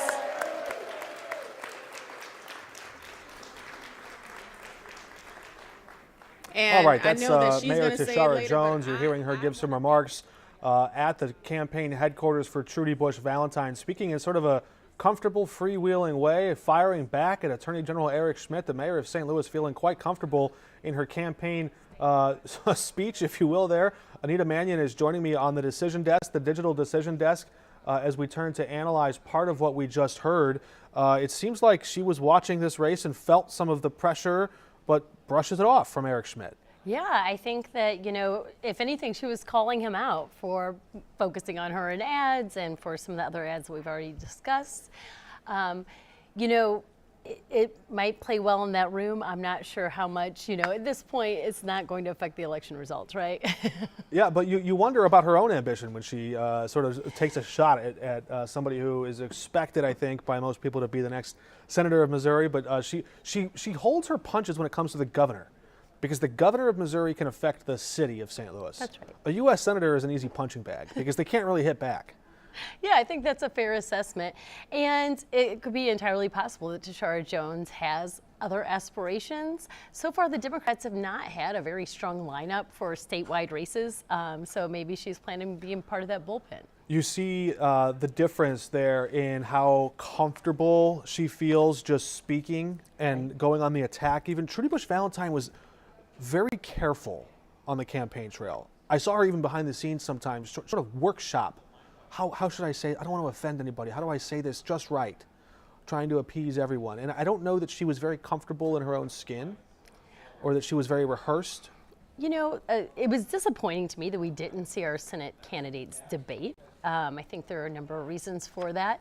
But also Trudy Bush Valentine had the opportunity to sort of develop some of those skills during the primary election, and she didn't. We didn't see her doing a lot of town halls, interfacing in informal ways with voters, or talking to the press a lot. So I think she was still building those skills. And unlike Tashara Jones, who's in super Democratic St. Louis City, Trudy Bush Valentine has to appeal to Missouri voters statewide. So I think she has to toe that line a little bit more. Yeah, we're going to get into some of the messaging that might have worked for Eric Schmidt or the Republicans nationwide in just a moment, how they really seized on inflation to pin that squarely on Joe Biden. But in listening to Tashara Jones right there and listening to Eric Schmidt last night, two different parties, two very different politicians, but there's a common thread in the way they defend their city or their state. Our voters are the forgotten ones. Yeah. There's this sense of grievance. In Eric Schmidt, it's saying the rural Republicans are forgotten. Right. I'm going to stand up for them. We're going to go to Washington and stick up for them. Well, right there with Tashara Jones, you just heard it. She was saying, you can't, trash talk our city like that. These are my people. Cori Bush, I think, wraps herself very much in the same struggle of the city. Big time. Yeah, Cori Bush puts St. Louis front and center in everything she says and does, like her or don't like her. I think that grievance has become more, it's always been a political strategy, but more and more so. I think Donald Trump really capitalized on that I'm out there fighting for you, nobody else is, folks who are left behind. And so Republicans have really jumped on that message. And then, for Tashara Jones, I think there are, St. Louis City voters, voters of color, who also feel left behind. And so then they're both using that message, but for different groups of people. No matter where you are, you feel the pinch of inflation. You see what it costs at the grocery store, the checkout lane, the gas pump. And that's something that Republicans seized on nationwide as they built their message and their campaign platforms, trying to push into the halls of power in Congress. We're going to take a listen at what Josh Hawley, the incumbent senator, and Eric Schmidt, the attorney general, told their voters, their supporters, and reporters at an event just last night about inflation. But we're going to challenge them a little bit. Listen to this question, this back and forth. We've heard a lot of that blame laid at the president's feet, President Biden's feet, for his energy policy, when in fact we know that a lot of things factor in. Right now, inflation is something being experienced across the globe. In fact, many countries have much higher inflation than we have here in the United States. So we put those facts, those questions, to Senator Hawley and Attorney General Eric Schmidt just last night and see how would they respond. And true to fashion, as a politician would, they kind of tuned out the politics of other countries and focused on the pain people feel here. If the Biden energy policy is a key driver of inflation, why is inflation so much higher in most of the rest of the world? Listen, I'm going to speak to what's going on when I talk to people and what's actually going on here in the United States. We've never seen an administration more hostile to energy exploration and production than we see right now. You put that on top of the trillions and trillions of dollars we're spending at the federal government that we don't have. That's why everything's more expensive. At the grocery store, at the pump, you see inflation for natural gas prices that are going through the roof. So what we ought to do is control the spending and open up energy production in this country. Open up American energy production. We need to produce our own energy in this country. We were energy independent just 2 years ago. We need to open it up full throttle, put American energy workers back to work on the pipelines, on the rigs, fracking. We need to get energy prices down. We can do it if we would open it up. I think that'll be one of the first things that we put on Joe Biden's desk. What role is corporate greed having in driving inflation? It doesn't have nearly the role that energy policy has. I mean, listen, I'm sure there is greed out there, but you want to know what drove American energy prices up, or drove up both energy prices and inflation, is Joe Biden coming into office and immediately shutting down the pipelines, immediately shutting down drilling, and he's boasting about it. He says he doesn't want to have any more coal in this country. He said yesterday, no more drilling in this country. You want to know why gas costs what it does? That's why it does. The president says they're raking in record profits. Who's raking in record profits? The gas and oil company. Yeah, and he is the one who has driven up the price of gas because of the way that he's shut down American energy production. I mean, listen, of course, they're a business, but you can look, he's boasted about it. He says we're producing less, we're drilling less. He doesn't want to mine for coal. I mean, he's getting what he wanted, which is that we have record energy costs in this country that is killing working class and middle class folks. All the rest of it is.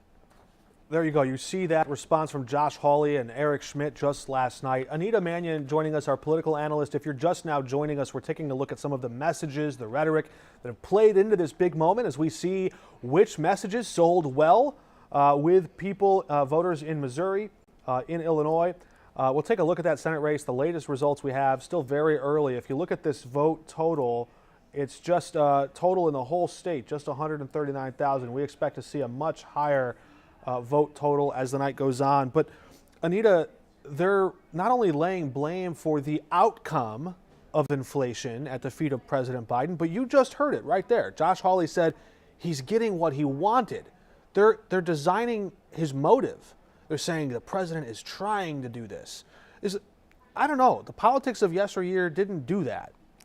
Well, I think, though, this idea of that Democratic environmental policy and energy policy will drive up gas prices, this was going back to the Obama administration. This was a theme that we heard, right? If you elect Obama, gas is going to be over $5 a gallon. And so I think it's not a new theme, but it's particularly salient right now because it doesn't matter who you are. You drive by those signs, you see what the gas prices are, and that's part of almost expense that we can't avoid. And there's the strategic reserve of petroleum that the U.S. has in store, and President Biden might have thought that the word strategic was political, not economic. He unleashed those reserves to make sure that they could bring that artificial downward pressure on the gas pump. But it wasn't artificial if you were paying less. You felt that savings. That's right. I think economists project that it took 30 to 40 cents off of gas prices, so not insignificant. But does that message penetrate? Probably not. Well, it's interesting because it shows he's sensitive to inflation politically. Right. Maybe more so the politics than the long-term strategic outcome. That was something that we really saw Eric Schmidt and Josh Hawley drive home, that message of Democrats are the ones to blame for this inflation. Yeah, and I mean, that's not a new tactic for politics, right? And whoever's in office, if the economy's booming, they're going to try to take credit for it. And if the economy is faltering in some way, they're going to get the blame. Inflation is a big deal in some of the races for Congress, just as they are in the Senate race. There's two of those examples on either side of the Mississippi River. One of them is in Missouri's 2nd District, where Democrat Trish Gunby is hoping she can knock off incumbent Ann Wagner. Let's take a look at the map in Missouri's 2nd District right now, the Congressional District, and see where things stand. Early yet, but Trish Gunby holding an early lead. And you see there, that is a part of the county where we would have expected the blue votes all on this side. There's St. Louis County. She is narrowly leading there in the suburbs. But in Franklin County, Ann Wagner with a larger lead of these early votes. We're going to wait and see how Warren County and St. Charles County come in. Those are two areas expected to be Republican. So right now, when you look at this total district of the 2nd Congressional District, do not expect that margin stays the same. When these areas, when these two counties right here come in, that's going to be a much bigger batch. I mean, if all things go according to plan, so to speak, if we know anything about the history of those areas, they're probably going to trend red. So this could end up being a close race to watch. Well, there's a reason the 2nd District, I don't know if you have a comparison of what the district used to look like, but it's been intentionally redrawn by the Republicans in the state legislature to make that district even more safe for the incumbent Republican Ann Wagner. She had a couple, the last 2 cycles, closer races where we saw margins of 4%, 10%, and so that was seen as a district that Democrats thought they had a chance in. But now with the redrawing of it to include more of Franklin County, Warren County, and other more Republican areas, that's definitely an advantage for Ann Wagner. Before we go to the other side of the river and look at the Illinois 13th Congressional District, let's zero back in on the 2nd Congressional District there, where Ann Wagner and Trish Gunby are right now watching these results come in. And let's do just that. So you see this area here, the blue county, and if we turn up, I think we can do a heat map even. Let's go ahead and leave it shaded so you can see the colors here. But let's compare to just 2 years ago. This was a race that Ann Wagner won, but look at that, against Jill Shoup.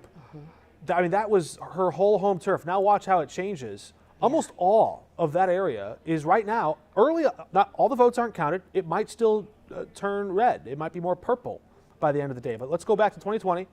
You can see all that being red, a close margin, 51%, just 28,000 votes or so separating the two at the time.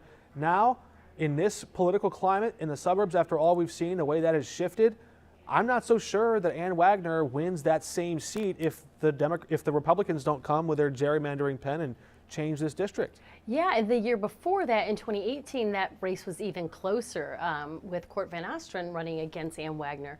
But this is, a shift that was strategic, and it seems to be working in Wagner's favor. It's also part of the reason when you noted that and we'll see what the end race is, but that Cori Bush's margins were a little less. Some of that previous 2nd district has been drawn into the 1st district as well.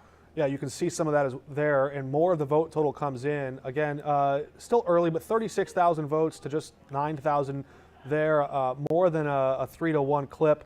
We're seeing in the congressional race. Let's zoom out just to this. We haven't checked on the 8th district just yet. And it looks like right now the Republican is expected to hold serve. Let's go across the river. We're going to take a closer look. We've told you already, if you're just joining us, that you see that check mark next to Tammy Duckworth's name. The Associated Press has projected, with all the turnout there, that she will hold on to that lead and will become the victor by night's end. In the race for governor, the Associated Press has also projected that J.B. Pritzker, and I know I'm talking faster than our graphics can fly here, so I apologize to Jacob. He's working at a fever pitch at the switcher there. But you see Tammy Duckworth projected the winner. Governor J.B. Pritzker also projected the winner. We'll take a closer look at some of the map to see where the vote totals are sticking out. And I think really interesting, every political analyst, every expert, we heard from former Republican Governor Jim Edgar on this live stream during the primary. He said the trick to winning Illinois for a Republican, you gotta turn up the rural voters downstate. You gotta turn down the Democratic voters in Chicago, and you gotta win the suburbs. Well, look at the suburbs. If we look at the suburbs right now, and it's not all told yet, but DuPage County, Governor Pritzker likes to say he turned DuPage into Blue Page. It's staying that way for now. You go a little bit farther west, if my mouse will cooperate, Kane County, and even there. These are parts of the state that Darren Bailey spent a lot of his time campaigning. He was up there a lot, and he really wanted to flip some of those suburban counties, but they just couldn't get on board with him, at least not at this early hour. It looks like, even to see something so close to Rockford leaning blue, so that looks like that's a small population county, and maybe there's still more votes to come in there. But if that kind of a lead holds for J.B. Pritzker, that's a dominant win if he can maintain that kind of a lead. All right, let's take a look at this big race. A lot of people are watching carefully. This is the 13th Congressional District. This is a district, again, just like they did for Ann Wagner in Missouri. Democrats drew this district for Democrats, for Nikki Budzinski to win. Look at that line there, right? You can just imagine who's being carved out in that long, skinny district there. Well, there was one person in particular. He was a congressman. That's right. Rodney Davis lived in Taylorville, which is Christian County. Let's see, I don't think I can select a county if it's not actually in the district. This is Macoupin County. This is going to be your Sangamon County, and just down here is where the former congressman, here, we'll see if we can draw a little. That's Rodney Davis's house. Here, we'll just give him a house. See if we can have some fun with this. I never said I was much of an artist, Anita. Very John Madden of you right there. Yeah, that is Rodney Davis, folks. There he is. That's his house. And we'll take a look at the district, how it used to look. But I can't draw, or I got to get rid of the thing that, there it is. You can see Christian County. That's where Rodney Davis used to live, and he won 75% of the vote just 2 years ago. You can see these Democratic strongholds here in these parts of the old district. That was for the old race. All right, we saw that. Now let's go back and look at the new district. Oh, it's a lot different. That's an advertisement in, I don't know how much of that you were following along with, but you can see there Nikki Budzinski holding an early lead in the 13th Congressional District. Jim Clyburn, the House Majority Whip, coming to visit in Metro East and helping to rally voters in St. Clair County. That's something that I think might have really helped Nikki Budzinski. We'll see if she holds on. Yeah, Democrats have struggled in southern Illinois, but this redistricting really gives them hope for this seat. Let's go back to the governor's race in Illinois, because this is going to be a fascinating development. We want to see, well, it might be too early even to look at those numbers, because we just don't have them from St. Clair County or from Madison County yet. But if we do this, look at, in 2020, look at President Trump's numbers. And I think our ticker is cutting off Joe Biden, but it says 42%. Joe Biden, and there it is. They're taking that down. You can see the whole numbers there. In St. Clair County, President Biden barely won. That's reason why Republicans felt like maybe they could flip some state House or state Senate seats. Maybe they could start to keep eating into the downstate. We talked to some of those downstate Democrats, the farthest southern Democrats in Illinois, and they feel like they're losing Trump country. Right. The culture is changing. Yeah, I think that's right. We've seen a similar phenomenon in, northern Missouri and some rural parts of Missouri that once were sort of blue-collar Democrats and now largely have made a shift on cultural issues and other issues to make them more Republican. All right, let's check back in on the Senate side. It looks like it's still early. Just 6% of the estimated vote total has been counted in Missouri so far. And there you saw those numbers change. When those numbers change on screen, that's not us doing that. That's the Associated Press and the local election officials inputting data as it is official. And the numbers, Trudy Bush Valentine clinging on to that early lead. Again, you see all those counties that are still not colored in yet. That's telling you the whole story. Once those white counties tilt to red, and we expect most of those ones that don't have color in them to go red, that will likely carry Eric Schmidt into a more advantageous position. Yeah, I would definitely agree. We'll expect to see a blue spot of Columbia there in the middle, but then a lot of red on that map. And Amendment 3, 55%, still holding strong. What do you think? How will the messaging around marijuana, they sold it as something that would help our veterans with their health care, help our police with more funding. That was in the ad. In fact, the Missouri Highway Patrol sort of balked when some of their official insignia was used in an advertisement for marijuana. They said, hey, you can't put that in there. They had to pull it off the air. But when you look at the remaining votes that are out there, the rural parts of Missouri, do we know if marijuana is popular, if Republicans are going to drag it, and that's not a pun, but the remaining vote totals left to be counted? Is it going to sag? Is it going to spring? I'm interested because we see some of those green areas, an interesting choice of colors here, spreading out beyond just the red spots of St. Louis and Kansas City. So I think if you're a supporter of Amendment 3, that's a good sign. Ironically, part of the challenge for Amendment 3 is going to be from progressives who, like we said, took issue with some aspects of the ballot initiative. Let's check that Missouri Senate total right now. 56% to Trudy Bush Valentine, 41% to Eric Schmidt. Very early, but we have some very important news to bring you. If you're just now joining us, we're working hard here on the digital decision desk. Anita Manion and myself, and our newsroom is hard at work. But one of the things that reporters love more than anything on election night in particular is food. I'm told that Elise Schoenig is live at the campaign headquarters for Eric Schmidt, where she has some developments on what they're serving at the watch party, the buffet there. Elise, can you hear me? Mark, I can hear you. Sorry, we're trying to get set up over here. As you can hear, a lot of people are pouring in here now. I know you mentioned something about the food. I know that's, of course, a big talker on nights like this. We have confirmed they have coconut shrimp and beef Wellington. Those are two of the bigger platters that we're seeing with food, and I can certainly see that a lot of people are starting to grab some of that. There's a big fruit platter. There's, of course, an open bar. There's been a pretty long line for that one. Of course, we've got to, provide all of the fun service things here at events like these on top of those Senate races, of course. So, like I said, that's been all coming out. But on top of that, like I said, you can see this room is certainly filled up. I was live here just 30 minutes ago, and there was not nearly even half as many people who are here right now. That ambience has certainly picked up, and people are, really bringing this strong, positive energy in the room as they're waiting for that Senate race to be called here, and we're on standby with them as well as we wait for this race here again at the current Attorney General Eric Schmidt's watch party to be called, and waiting for some announcement to be made and for any other developments we're able to bring you all right here. Now, Elise, I'll tell you a little pro tip. I've covered a fair number of these political watch parties on the nights of elections, and you can always tell the mood is shifting. Lobbyists and political consultants will start to pick the party that they think has the best food. So you've just given a big tip. And just last night, Eric Schmidt was saying, I'm not going to go to Washington, D.C. and go to all these fancy cocktail parties and soirees. And now here he is, sparing no expense, busting out the beef Wellington. I think that tells you he's hoping to wine and dine some of the political class of Missouri tonight.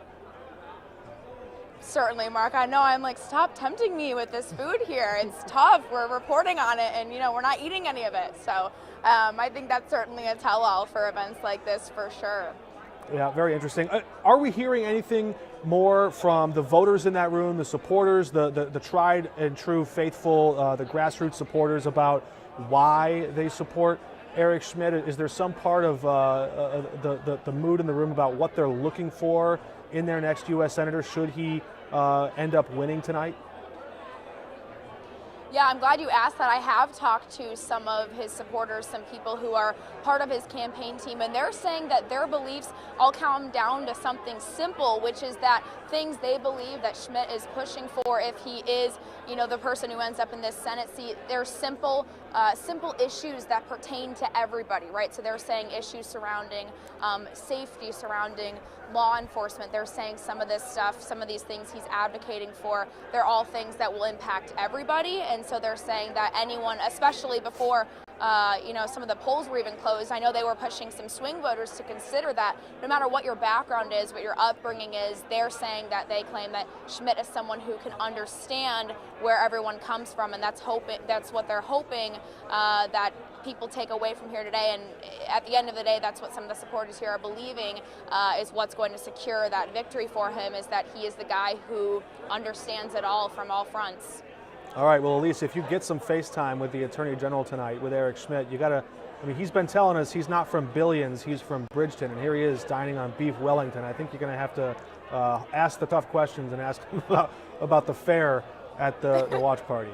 But thanks for that report, Elise. Certainly. We will check back in with her and the rest of our KSDK colleagues throughout the rest of the night. A little bit lighthearted there about what's on the menu, but what's on the political agenda of Eric Schmidt if he goes to Congress? And I'll set it up this way. I think there was a St. Louis Post-Dispatch, if I remember correctly, an op-ed that compared the Eric Schmidt they knew from his time in the State House in Jefferson City to this newer version of Eric Schmidt that has evolved somewhat. I don't know if politics got to him. More MAGA version. Right. He campaigning side by side, locking arms with Donald Trump, embracing this new tough guy persona, suing people left and right. The Post-Dispatch observers noted a difference, an evolution of Eric Schmidt. Do we know which version of Eric Schmidt will go to Congress, go to the Senate if he wins? Well, I'm going to guess this version. This version is pretty aligned with his fellow, maybe future Senator, Josh Hawley. And we have indications that former President Trump might declare another campaign in a couple of weeks. And he so teased that big announcement next week. That's right. But how many times has Donald Trump teased an announcement? Well, we had that announcement when he endorsed Eric. Right, yeah, which in the primary, Eric Right. Reitens, Eric Schmidt, both claiming the endorsement. I mean, he's a showman. He likes to create that energy. But these things lead me to believe that, Eric Schmidt would keep some of that vibe that he has now. Now, I will say the Senate is generally a little less fiery than the House, but it hasn't stopped Josh Hawley from being very fiery, and I would expect the same for Eric Schmidt. If we had John Bon Jovi here with us, he would tell you, whoa, we're halfway there. We're actually more than 90 minutes into this live stream. We thank you for joining us. About another hour to go before we switch gears from this digital live stream and go to our broadcast side. She's Anita Manion, our political analyst. I'm Mark Maxwell. Thank you for joining us. If you haven't figured it out by now, you can go on our website, ksdk.com, and do just as I'm doing. Play with the map, look at the results, zoom in on counties, see the different results, see where Democrats defended their turf in Illinois or where Republicans are riding a red wave in Missouri. You can look at those results and see all the big races. We're going to try and touch on some of the biggest races for you throughout the night as we hear more. And as we get closer to the decisions in these races being called, we hope to hear from the candidates themselves as well. All right, we talked a moment ago about what Eric Schmidt would do if he goes to Congress, or if he goes to the Senate, which is, of course, a part of Congress. Trudy Bush Valentine down the stretch has been suggesting maybe he would do something to mess with your Social Security. Maybe he would raise the retirement age. Maybe he would lower Social Security benefits. Maybe that's an effective message. We didn't hear a lot from Eric Schmidt about specifics, so she's, at some point, maybe out of desperation, put some words in his mouth.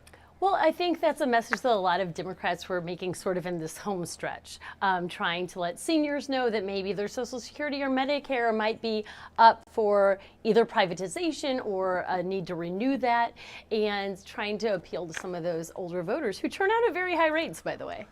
Older voters, especially in midterms or in races where you expect lower turnout, you can always expect voters in that senior population that, hey, they've seen democracy in action, they've seen it go well, they've seen it go wrong, they know if you want to complain about politics, you got to cast that ballot. I appreciate their turnout rates. They're also the poll workers that we have. The average age of poll workers in St. Louis County is over 60 years old.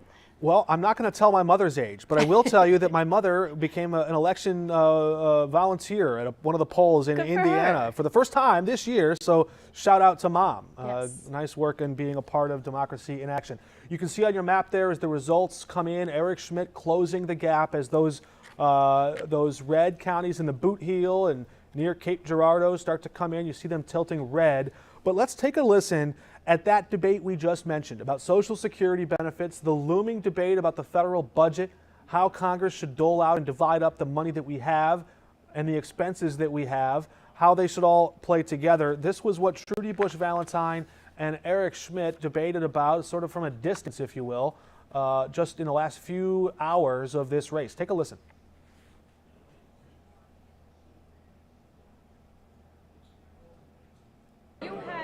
Tweeted about Eric Schmidt, if he will vote to get Social Security, Medicare, raise the retirement age. So how did you kind of find out about that kind of motive? Because I know that's what the Republicans have been trying to do for years. They want to defund Social Security. They want to defund Medicare. They think there's not enough money in the budget for it. We can always find money in the budget. There's money for so many other things that we do. These are the two most important issues to our seniors, and we have to keep those going for future generations. Can you confirm that you will do nothing to raise the retirement age or cut Social Security benefits? She said you would do that. I don't know where she got that from. I've never said that. That's not my position. Can you confirm what? I think I just did. So I don't know where she got that from, but I'm not supportive of any of that legislation. Is that something that he's mentioned, over your time, kind of competing against him in this campaign? That he's mentioned? Yeah. He hasn't really talked about Medicare and Social Security for people. He hasn't talked much about anything. He doesn't have a plan for anything.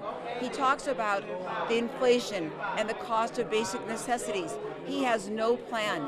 I have a plan. There you go, Trudy Bush Valentine and Eric Schmidt sparring in a debate by proxy, if you will. You mentioned we didn't really have a debate, so we had to kind of hustle back and forth, one campaign to the other. He said this, she said this. What do you have to say? I don't know if you heard it there from Trudy Bush Valentine in just the last little bit, but she started copying word for word what Barack Obama was saying on the stump in other races in other parts of the country. It was almost like, oh yeah, wait a minute, here's our messenger. Here's the message, right? I can say that. That's right. Maybe a little bit of copycat going on. All right, I'm told that Justina Coronel is going to be joining us here before too long. She is in South St. Louis with Trudy Bush Valentine. We were just talking about her, and Justina is joining us now. Justina, how's the mood there? Any idea? We saw Mayor Jones. We heard some of her speech. How did the crowd receive that message from Mayor Jones? Well, they were cheering. They had their Trudy Bush Valentine signs. And right now we just heard from someone updating us on the latest poll numbers. And they said, we're still in the game. We're encouraged. So, it seems like people are just standing by right now. They were encouraged to order some libations and to get some beer, some Busch Light, But, it seems like people are starting to stand up. They're putting some chairs out here. It seems like people are about to sit down because we're hoping Trudy Bush Valentine will arrive here soon. There is a live band here. They just stopped performing, but they were pumping up the crowd. We saw people dancing, people really getting into the spirits here. But of course, more people are getting more spirits as we speak, and we're waiting to hear more about the results and also when Trudy Bush Valentine will arrive here. But like you mentioned, Mayor Jones talked about her support of Trudy Bush Valentine from the very beginning. Now, she was here for the primary, and she said she did get some pushback from that, but she has supported her from the beginning.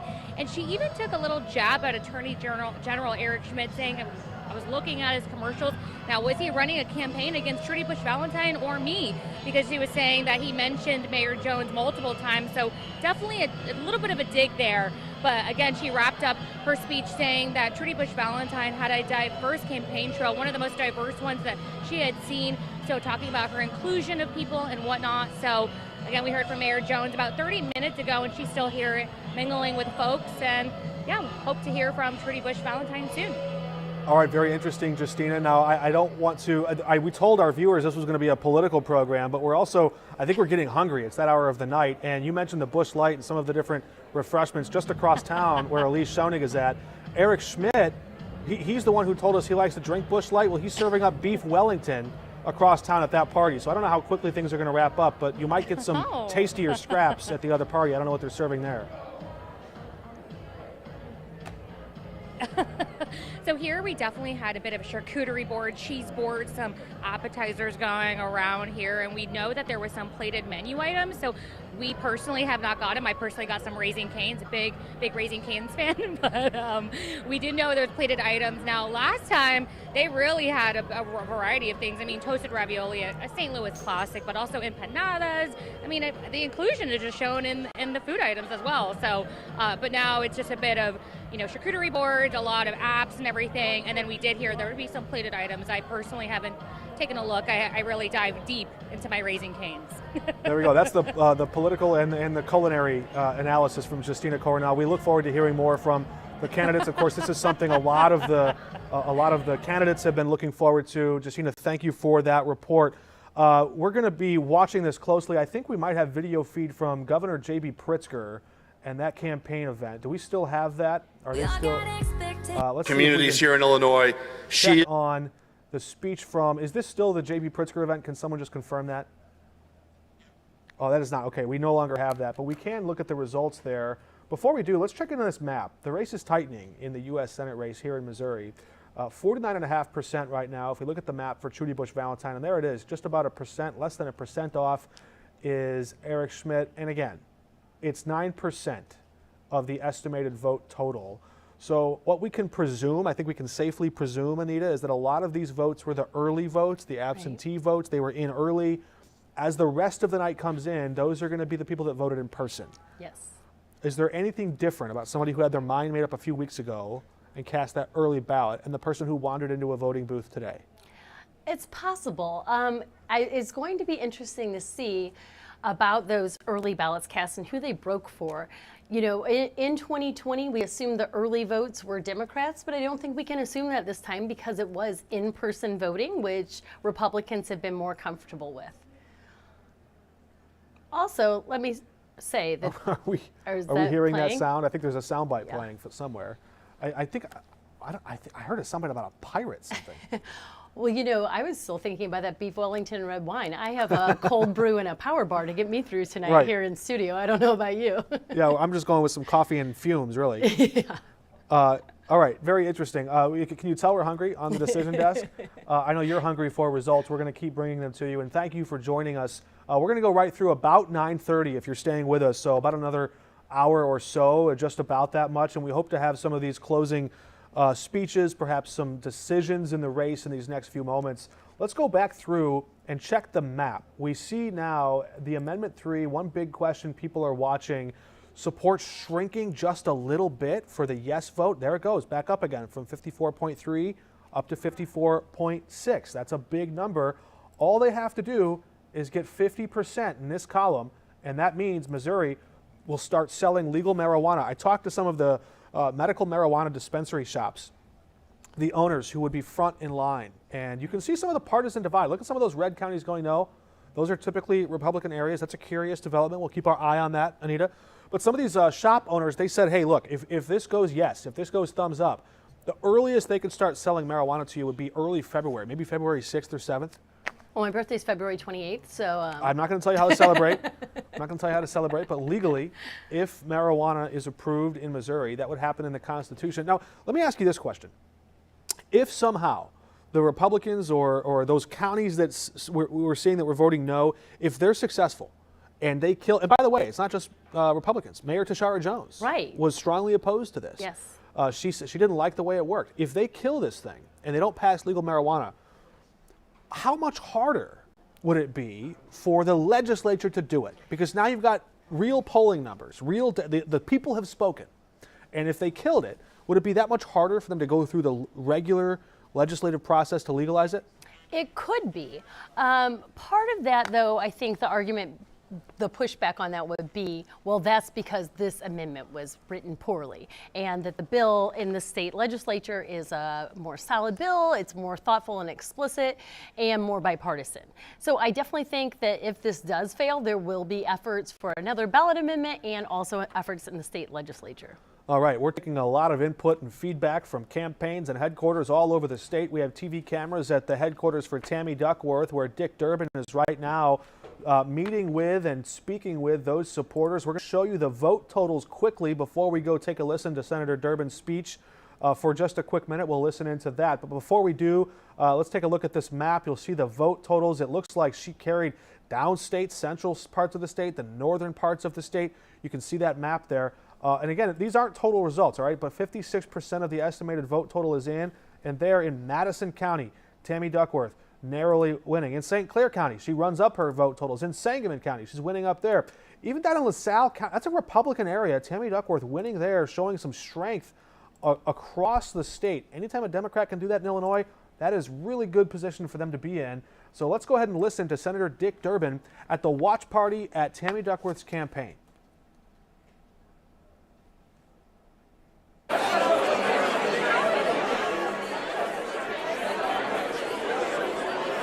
I don't know if she ran for Congress successfully. There he is. And then, of course, with the vacancy of Barack Obama, we had a chance to bring her into the United States Senate. I stepped up, I don't know if you're supposed to, but I did, and said my choice for my colleague is Tammy Duckworth, and the people of Illinois agreed. Look back, if you will, for a moment and think. She served our state of Illinois and our country with courage and distinction. She served in the United States House of Representatives in a way that brought her to the threshold of serving in the Senate. And now, with tonight's vote, the people of Illinois have made it clear. Tammy Duckworth is still their hero, and she is going to be their strong voice in the United States Senate. And I'm the lucky one, lucky enough to be able to call her my colleague. Ladies and gentlemen, give it up for Senator Tammy Duckworth.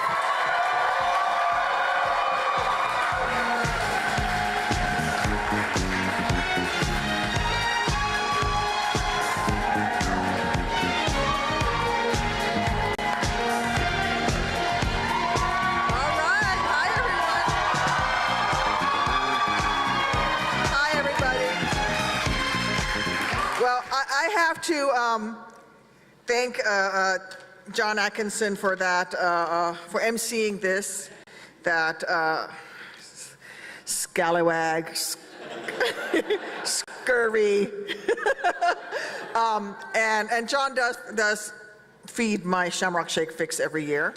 But I also want to tell you the rest of the story about Dick Durbin, in that he gave me his personal cell phone number when I was that wounded warrior. And he never said no when I would call and say, we have another problem at Walter Reed. We have another soldier who can't get help. We have another wounded warrior whose spouse can't make it here. And he became the unofficial ombudsman for Walter Reed, and we are all better off for it. Thank you, Dick. Just about a few minutes ago, I received a very gracious phone call from Kathy Salvi congratulating me and conceding the election, and congratulating me and wishing me the best of luck, and showing her confidence that I will serve the people of Illinois well. So thank you, Kathy, for running a very good campaign. To all of Kathy's supporters, please know that over this next term, I'm going to work to lift up all Illinoisans, not just those who voted for me, and that I'll never stop fighting to better this state that we all love. You know, this was the first of my races that both my daughters took part in. It's been amazing, though, to be honest. There were some unforced errors along the way, I have to say. I planned a 2-week RV tour where I would get to show my girls the whole state and campaign at the same time. It didn't take long after we loaded up the RV on the first day, though, for me to realize my mistake. Just imagine, thinking it was a good idea to put into a single RV 2 small children, a 4-year-old, a 7-year-old, and your husband, and the nanny, and your mother. For days, starting Tammy from one Duckworth, state fair. talking with some of her supporters, enjoying their time. I think I caught on to a pirate theme. I'm not entirely sure what that's all about. They're having fun in Chicago, where Tammy Duckworth has won. We're going to take a closer look now at a new development in the Missouri Senate race. Let's take a look at our map, our 5 on your side digital decision desk app map, and there you have it. Eric Schmidt has now reclaimed the lead in the race for the U.S. Senate. That was projected by all of the polls all throughout. Trudy Bush Valentine didn't lead in one poll. And as more of those empty counties across Missouri color in and show where the Republican votes come in, we expect him, if history is any indicator, to run up the score in those areas. Let's look at the heat map there, and you'll see the deeper shades of red. That's where, look at Dent County, 80%. He's doing really well. Let's go to the city of St. Louis, 86%. So she's got a lot bigger margin of victory in that small jurisdiction, but not quite big enough out here in Jackson County, just 54%. Eric Schmidt did well enough there. And you look at these other, Putnam County up there, 80%. That's about in line with where it was for, let's look at that, 84% for Donald Trump. Eric Schmidt not quite competing with Donald Trump's Republican turnout, but not far off from it in those red stretches. Let's look at Bollinger County. There you go. Scott County, about the same. So we zoom out of this and look at the totals right now, and there it is again. More votes are starting to show up, 52.9% for Eric Schmidt. All right, we also have some new results we want to share with you from the St. Louis County executive race. This is where former Democrat, now Republican Mark Mantovani is running an insurgent candidacy. He, again, a last-minute candidate, threw his hat in the ring and was appointed by the county officials to jump into this race when Catherine Pinner, the primary victor, dropped out. Right. And he's going up against Sam Page, the incumbent Democrat. Mantovani still trailing by, 13% there or so, but he's closing the gap somewhat. Yeah, and there's still a lot of votes to be counted. This race to me is interesting for a number of reasons, including the fact that the person who won the GOP primary is not on the ballot. If she would have been, that would have been a huge gift to Sam Page. But the Republican Party, sort of in the 11th hour, recruited Mark Mantovani to run instead, a former Sam Page and Mantovani have faced off in primary elections before, but that was just Democrats voting. So we'll see how this turns out for a countywide election. Yeah, and there was a lot said about Mark Mantovani. Who is he? I guess in this era of calling people Republican in name only, he might be the closest thing you get to truly literally be a Republican in name only. Quite literally, there he is talking with voters and people just after casting his vote. But again, what was the baggage that Sam Page carried in here? We saw him really try to lean into national issues about abortion access in St. Louis County, and Mark Mantovani would counter and say, well, hang on, that's not really relevant to the job description. Right. But then when he talks about crime, he sort of talked about a federal level, and so Sam Page pushed back on that. It seems to me when you hear the two of them talk, Mantovani really wants to talk about running St. Louis County, sort of like running a business. You're an administrator. He took less of sort of the ideological positions or the cultural positions, and really, I think, tried to focus on how to efficiently run the county, where Sam Page took a broader lens at that. All right, we're going to go back and take a look at the Senate map total. We can tell you now that the official word, Eric Schmidt has expanded his lead, taken his first lead about an hour and a half, hour and 45 minutes into the vote counting process, and we expect him to run up the score. Again, we're not making a prediction of that, but we know vote history, where likely Republican voters live, where they vote. That's all the areas that are not yet counted. So it just, logic tells you those are parts of the map that will bode well. Now, they're not big numbers by themselves, but you add them all together and they start to add up. Yeah, I would expect Trudy Bush Valentine to get another big chunk from Columbia. But yes, other than that, most of these areas tend to benefit the Republican candidate. And you can see that map now behind us in that monitor there. Again, we invite you to check out KSDK.com. If you're not already on that, watching us maybe on a phone or a tablet now, you can go to KSDK.com. And as we're doing on this, you can go through and look at the breakdown of the votes. You can look at where some of the turnout is on KSDK.com. Let's take a look now at the 2nd Congressional District. And there again is a new development. I know I'm blocking part of it here. I'll move. There we go. Ann Wagner has taken the lead in that race, and that could be troubling news for Trish Gunby's campaign. She is a House Democrat in Missouri who was really hoping for an abortion bounce. And we're going to hear more from both of these candidates in their campaign as they tried to win votes. But again, just 15% of the estimated vote total and pretty close there. So I expect we probably won't know the outcome of this race for quite some time, Anita. I think that's a fair assessment. The abortion balance, I think, could have been stronger for Trish Gumby if Ann Wagner were not an incumbent, was maybe more of a controversial candidate. This is another race in which we did not have a debate. And also the district has been gerrymandered in Wagner's favor. So those things go against Trish Gumby's chances. There was a real feeling in the Trish Gumby campaign that Ann Wagner's strategy was to just completely blow her off, just disregard Trish Gumby. That's what she did in the last two races as well, and it was effective. But does it rob voters of a chance to hear where they stand on the issues, or is it just political savvy? It's cutthroat. It denies them name recognition. It denies them that big grand stage to get their name out there. Right. So I think I would say it's both. It does deny us as the voters the opportunity to hear the two candidates espouse their points of view, to go back and forth. But it's not a bad political strategy. If you're the incumbent, you have more to lose than maybe you do to gain. And so we're seeing that increasingly as a strategy. Now I want to show you this really quickly before we go to a quick break and come back on the other side. Look at the bottom of your screen there. When we see the votes behind, this is just in Franklin County. Trish Gumby is losing Franklin County by nearly 10,000 votes, or you're looking at a 72 to 25% margin there. Remember that number, 9,000 votes. If you look at the total, she's trailing by just 5,000. So if this district, go back to 2020, and you see that right there, all of that territory, how would that territory have voted in 2022? Completely different ball game. It is. All right.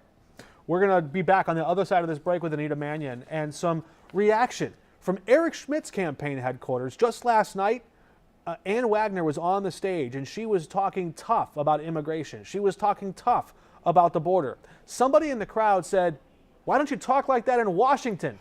We're going to have a look inside the room at part of that discussion around Ann Wagner's race, how she drew distinctions with Trish Gumby when we come back. At 5 on your side, we put weather first. It impacts your commute, your job, your family. For the Weather First team, you and your community, that's our priority. The most accurate. Always first. The 5 on your side Weather First team. Focused on you. At Today in St. Louis, we focus on what matters most in the morning. Local! More local. Local coverage and the latest news that affects you.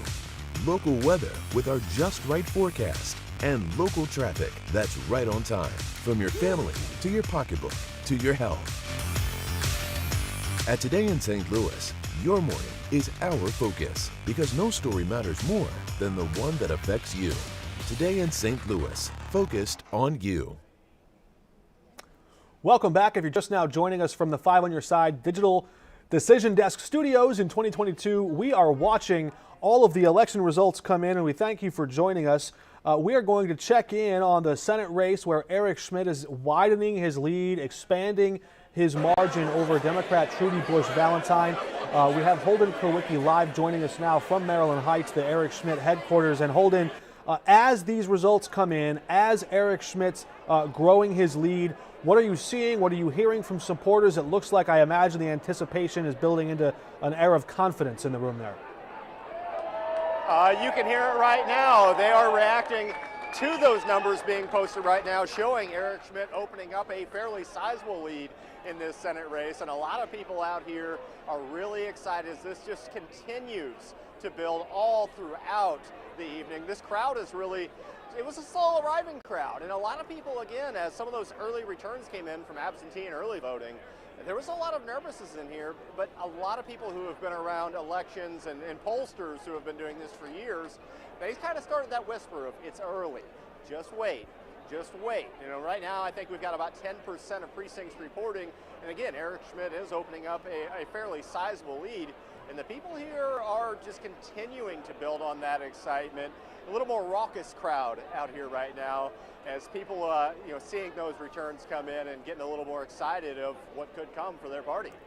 And Holden, from time to time at events like those, people will come up to the Bay of reporters and you may strike up a conversation here or there, get a better sense of who it is that is in the room, the crowd, who they are, what they do, what brought them there, what attracted them to Eric Schmidt. Is anything that stands out to you about the group of people at his back helping support his cause tonight? Early on, it was a lot of people who were business owners in and around the St. Louis area. And that was one thing, I'm not sure if that was something arranged through the campaign to come and maybe meet with Mr. Schmidt early, but that was something that really struck me. It was a lot of small business owners from throughout the St. Louis area that really turned out early. As you can see, throughout the night, this crowd just continues to grow. And the one thing I will say I did notice, and it was only from a few groups, I went up just to take their pulse. How are you feeling about things going into this right now? As some of those early returns came in, and they just kind of laughed. There is a little bit of a distrust here, in the local media, in some circles, and that's something we're trying to address and talk to, a lot of people and hear out some of their concerns, and just kind of discuss that in any way possible. I think there's a really easy way to fix that. You just challenge them to an arm wrestling competition, and if you win, they have to trust you.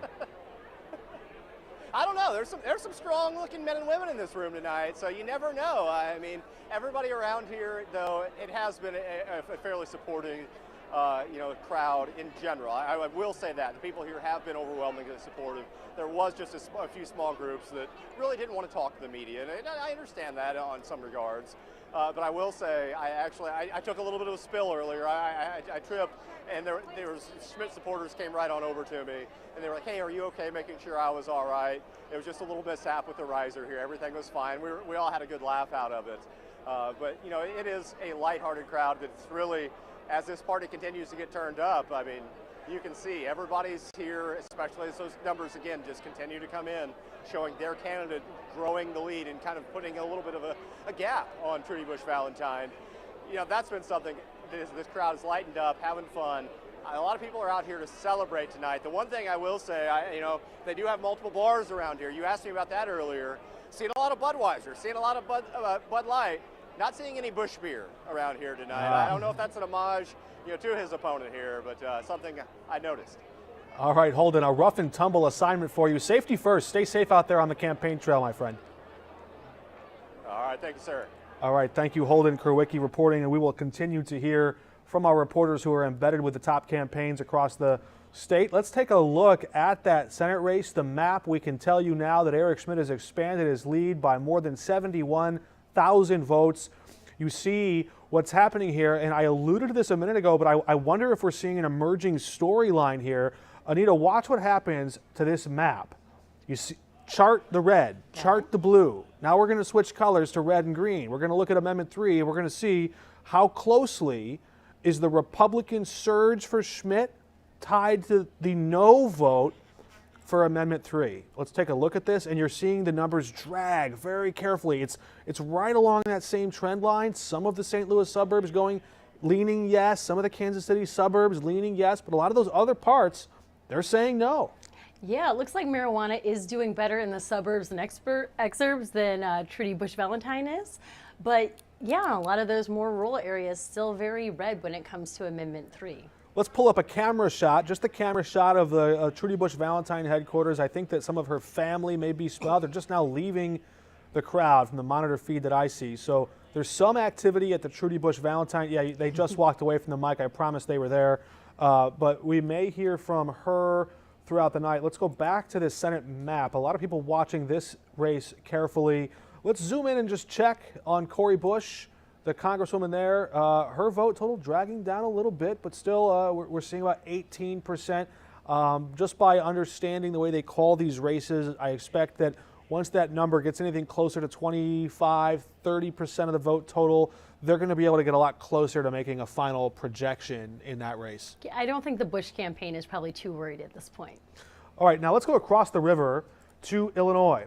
We've already told you that Senator Tammy Duckworth has been projected the winner, and she has met with her voters and supporters there. As we go down the list, Governor J.B. Pritzker, look at that, 426,000 votes, and that's just with half of the vote total. So on track, if all this stays on pace, on track to win by 800,000 votes perhaps. We'll see how those final totals come in. A lot of the votes yet to be counted are areas where Darren Bailey will probably perform well, so it could be that that vote doesn't quite those numbers don't stay as wide a margin. But Secretary of State's race, we haven't called that race yet, still too close to call. 35% of the estimated vote total, but Alexi Giannoulias with a wide lead there, in a commanding lead.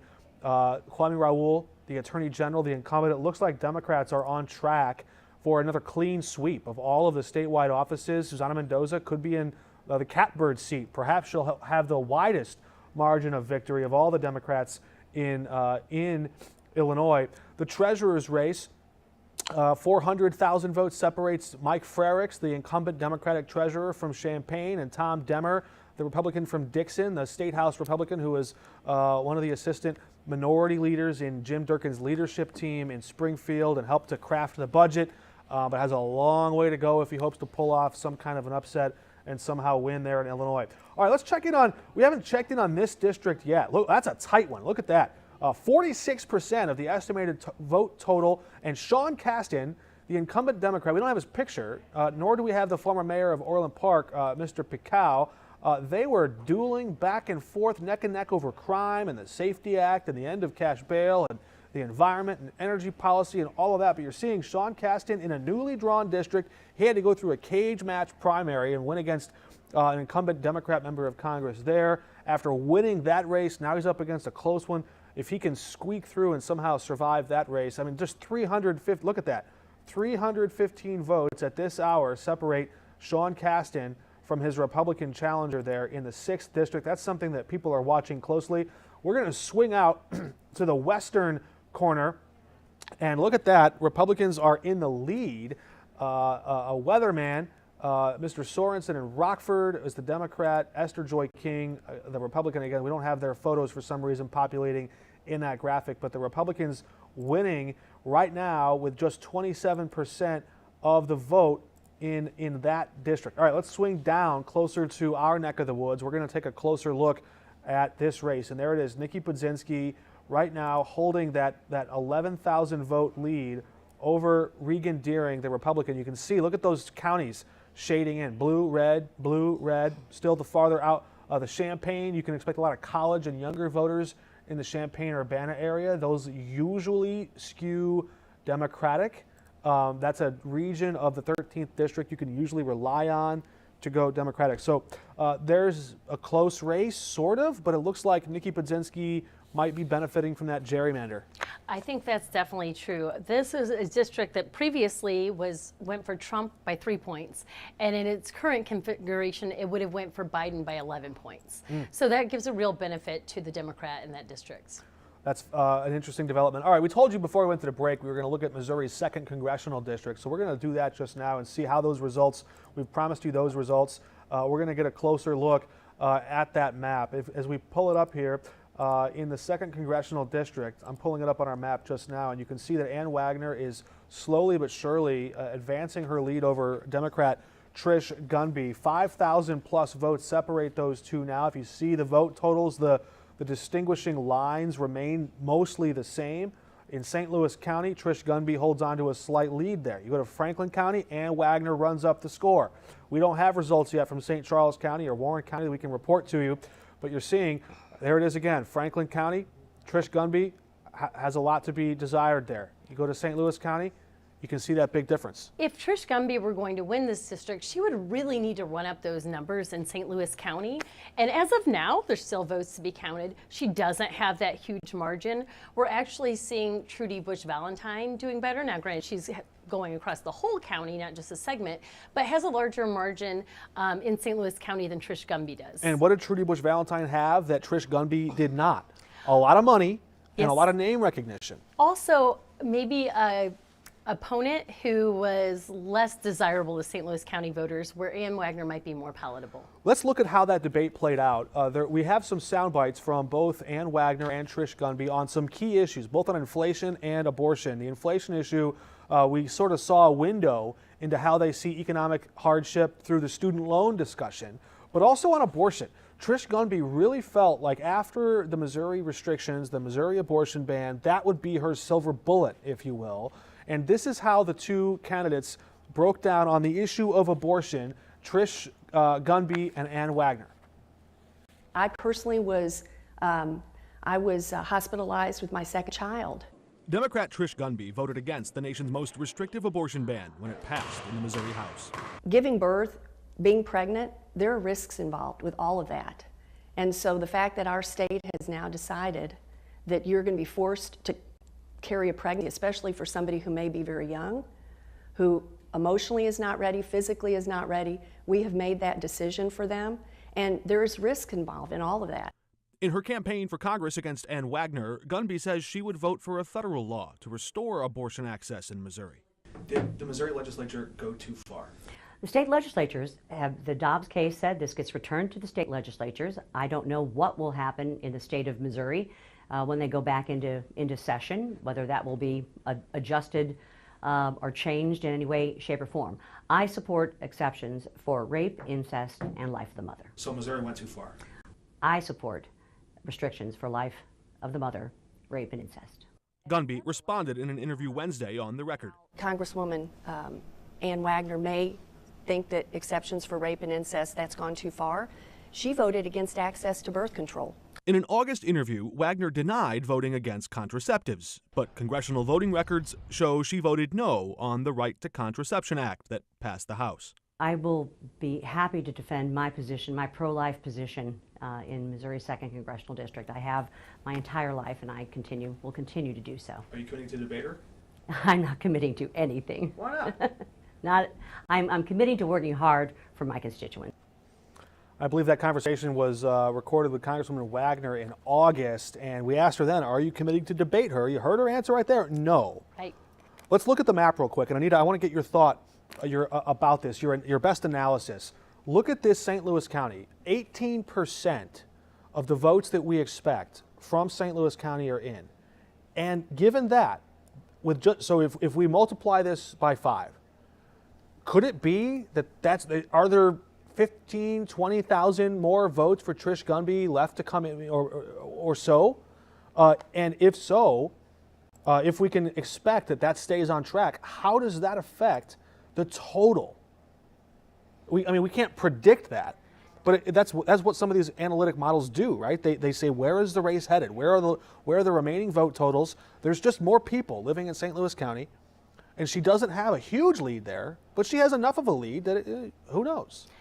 It's true. Now, I think it's important to note that not all of the county is in this district. It's sort of that 270 corridor. Mm-hmm. And a lot of those areas are the more conservative areas of St. Louis County. So that's part of the reasons that her margins are worse than Trudy Bush Valentine's, who has the whole county to take into account.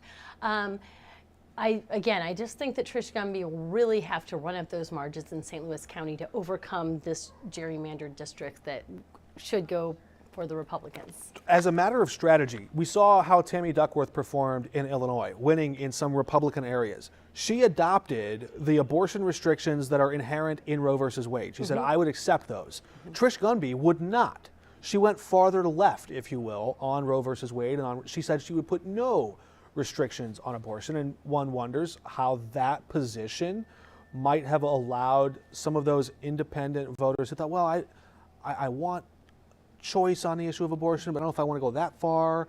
Could she, a strategy that might have tacked more toward the middle of this issue, would that have been more competitive? It could have been, but on the flip side, if you're the Trish Gunby campaign, maybe you think, we're not going to win over those voters in Franklin County and Warren County, but what we can try to do is really energize the Democratic base, and maybe that stronger position could do that. We also heard Ann Wagner moderating a bit from Missouri's current abortion policy, which tells me that maybe she doesn't think the full-on ban that we have right now is a winning issue. She felt her lane was in the middle, and look, we describe issues sometimes like they're just political strategy, and for some people that's how they think about them.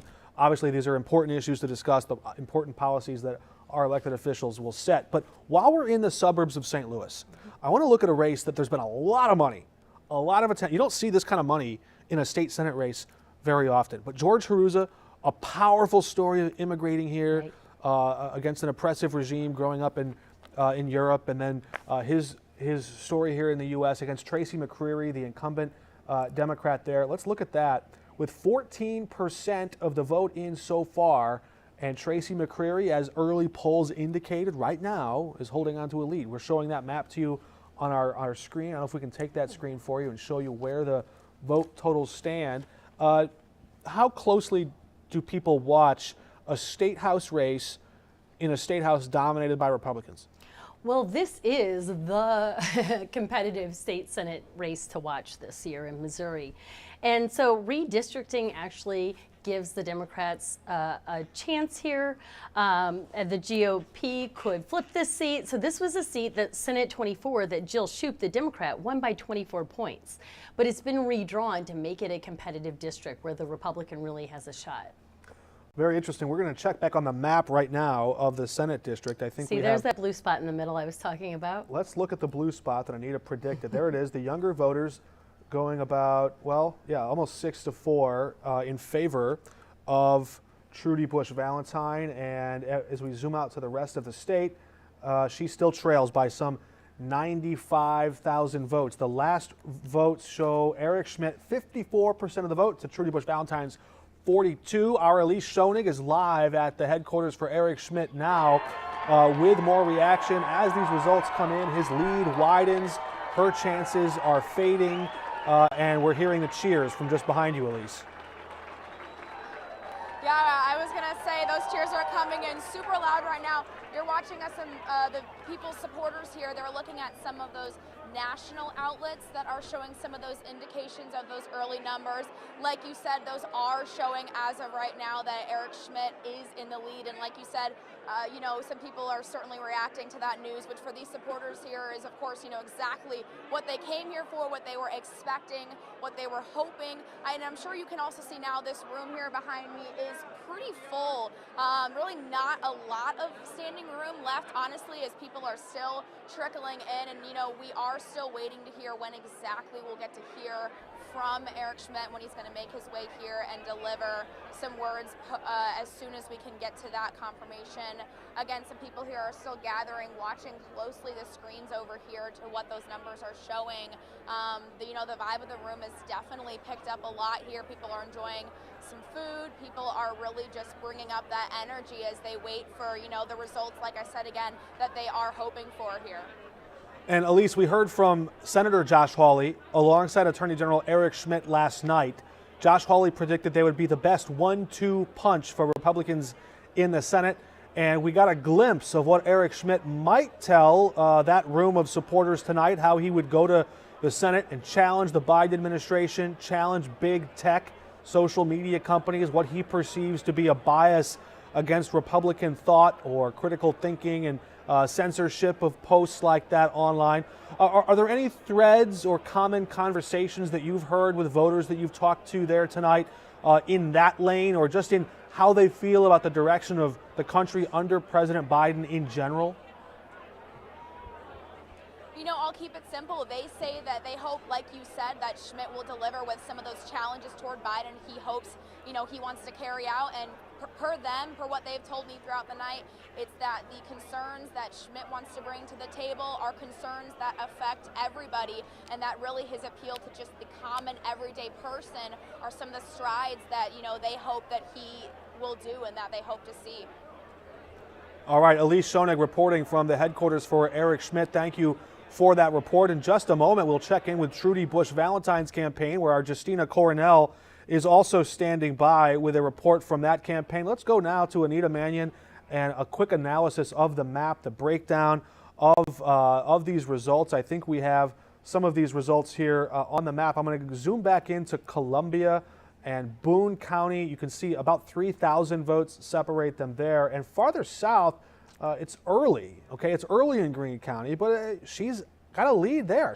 And look, Trudy Bush Valentine, when you look at her strategy, she didn't just stay in her bunker or in her basement like a lot of people, like Republicans said about Joe Biden when he was running the Biden bunker basement strategy. She got in that RV and went around and made the effort. She put in some, you know, some of that, what are they, the elbow grease, or, you know, pounded the pavement to try and connect with voters in rural areas. I don't know how well it worked for her. Yeah, and I think that's fair. You know, I made a comment that she didn't get a lot out a lot during the primary phase, but during the general election phase, she has sort of made her bus tour across the more rural areas. Springfield is blue right now. If she could hold Greene County, that would be a really strong indicator for her, but we know there's still a lot of the vote to be counted there, so we shouldn't get ahead of ourselves. And it's going to be interesting if we look at the total map there too. It looks like 100,000 votes still separate Eric Schmidt and Trudy Bush Valentine. We told you moments ago that we're watching closely both of these campaigns right now, I should tell you, because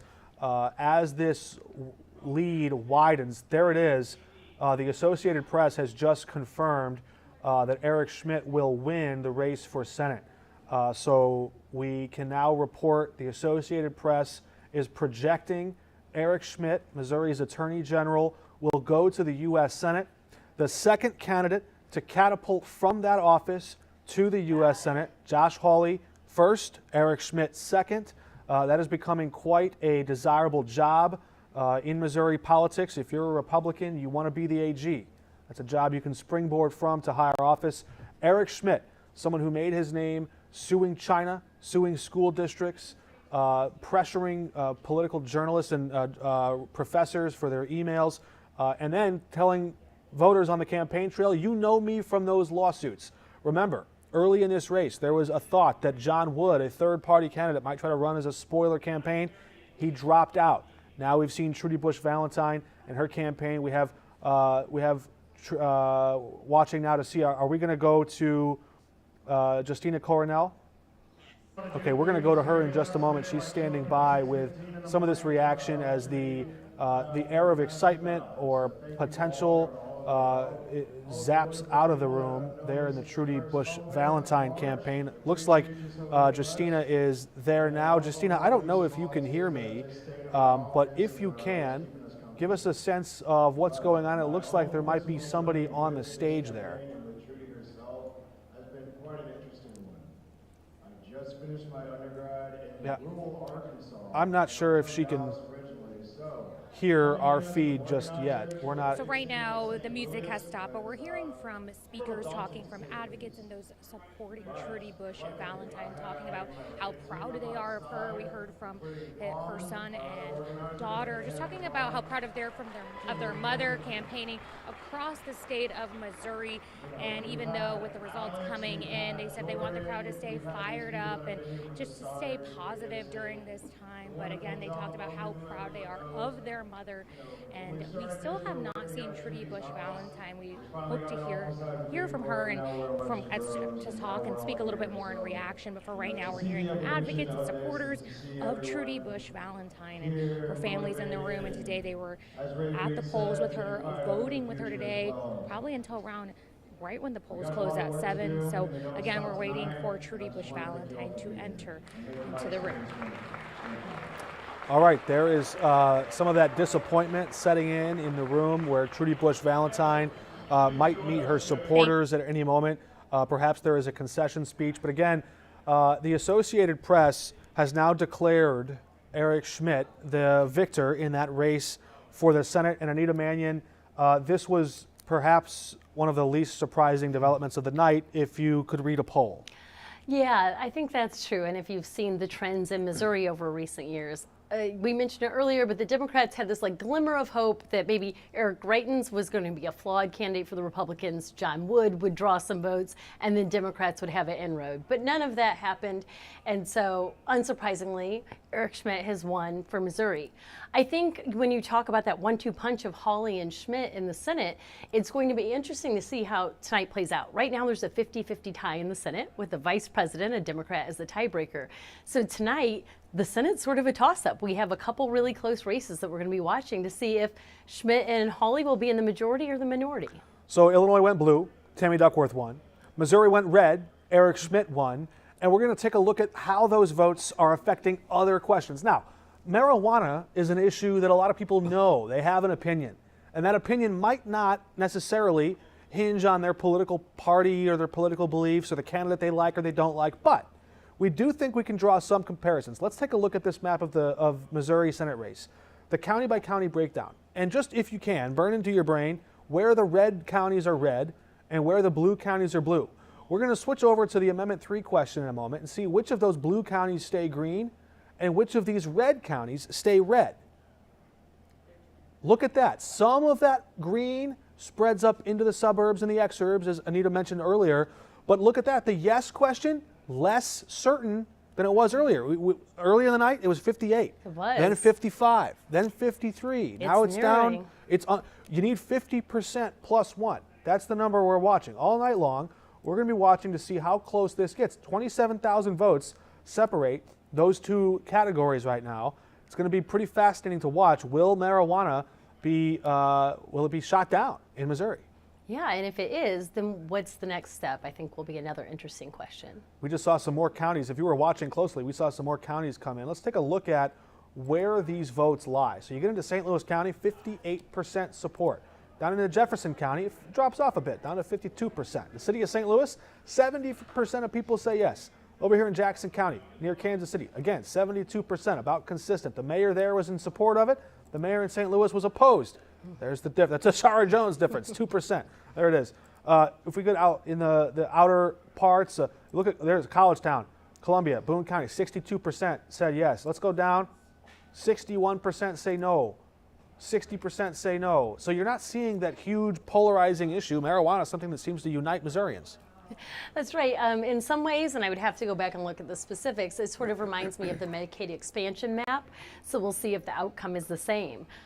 Another interesting issue when we talk about these ballot initiatives is you mentioned you just need 51% now, but if the state legislature has its way, that bar could increase and it could make it more difficult to get another ballot initiative for marijuana in the future. All right, if you're just now joining us, thank you for doing so. We've been here at the decision desk with you for the last 2.5 hours or so, and we will be signing off here in about 10 minutes, 10, 15 minutes or so. Before we do all that, there's a good chance we might hear from Eric Schmidt. What will he tell his supporters? We might hear from Trudy Bush Valentine. How will she come to terms with the outcome of this disappointing night for her and her campaign as it ends in defeat?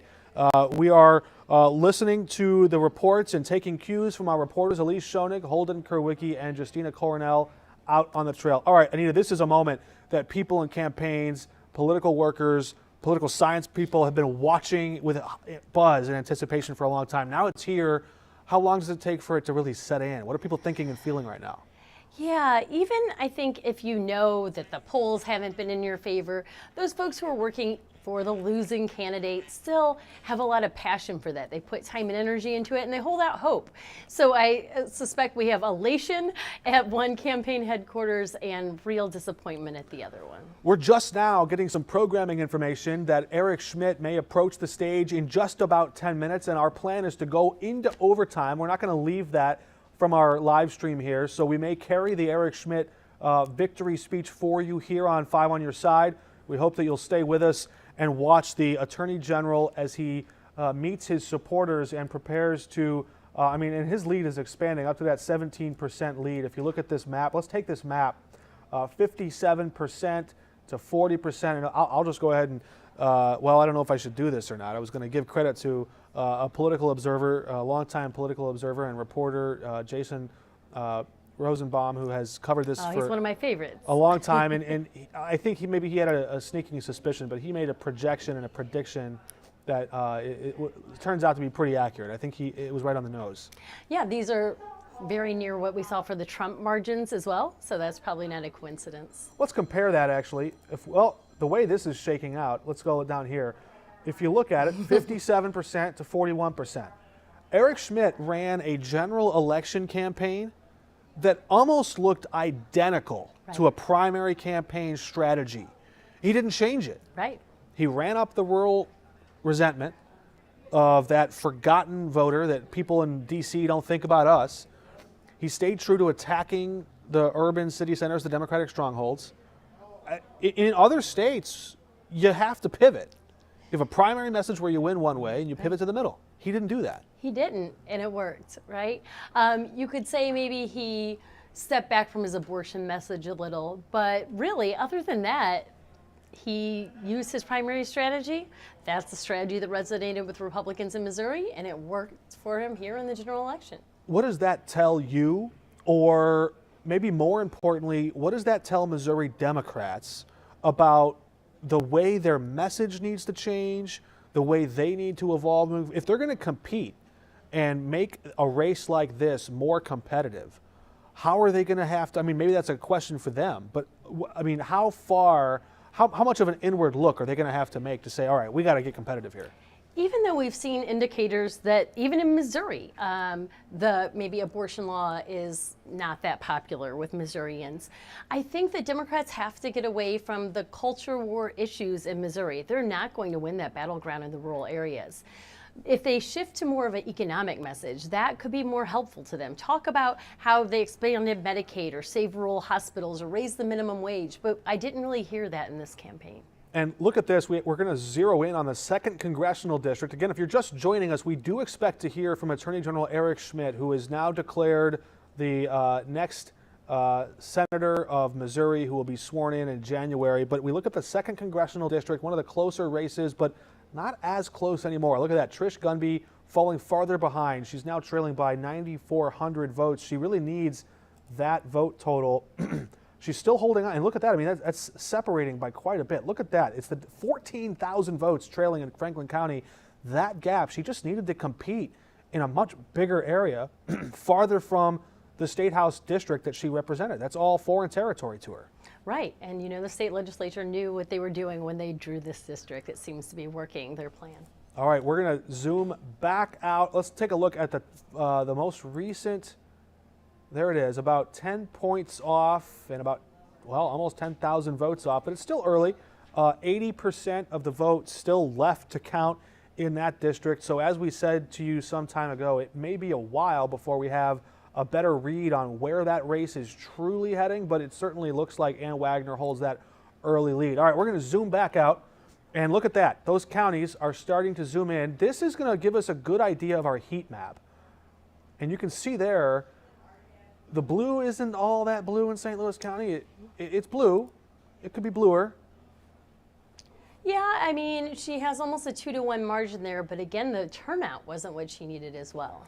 And that's the most populous county. Right. In all of Missouri. You look at the city of St. Louis, 84%.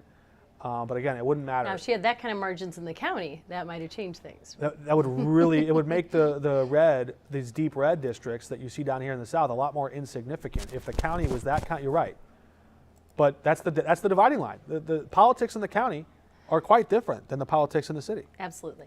All right, whoops, I accidentally clicked over into Illinois. I'm getting a little... Politics in Illinois, much different than politics in Missouri. Yeah. Politics are all local. We're seeing a lot of that. All right, I think our producers might have some results or some late information about the St. Louis County executive race. Can we check on that race here in a moment? We don't have those granular details in our map here, but we may have an update in that race for you. We're going to try and bring those results. It looks like, and a lot of votes are in, and it is getting tighter, now just 7%. It started out at 17, then 13, then 7, so the race is trending, it's tightening, but I mean, look, that's 48% reporting and a pretty wide margin there, almost 15,000 votes. Yeah, you know, I don't like to make predictions, but I felt pretty comfortable saying Eric Schmidt's probably going to win, Cori Bush is probably going to win, but this race is, you know, a tight one and a very interesting one for a lot of reasons. So I think both the county executive and the St. Louis Board of Aldermen president are two races that we're going to come down to the wire on. All right, we're going to go back to Illinois really quickly just to kind of run back through the map and show you those results. There we're seeing 62%, the top of your screen up there, 62% of all the votes that we expect. Let me try this again and see if I can use this pen. There it is. 62% of the vote, and Tammy Duckworth is going to be reelected to a second term. She's already been projected by the Associated Press. Let's compare that almost exactly the 2020 numbers. If we lose that bottom ticker, you'll see Donald Trump had 40.6%, just one fraction of a percentage off from Kathy Salvi, and you're seeing the difference. Let's go across the county. Cook County, 72 for Duckworth, 74 for Biden. She did a little bit better than he did. 54% for Tammy Duckworth in St. Clair County, 53% for Joe Biden. So a lot of that 2020 factor is still baked in. Let's go to the middle here in Fayette County. 80.1, I mean, on the nose. Mark, we used to say all politics are local, and now all politics are national. I think these numbers sort of reinforce that narrative. Yeah, and that's a great point. I mean, it's all carryover. Almost nothing is changing. It's baking in. Yes. People are digging in.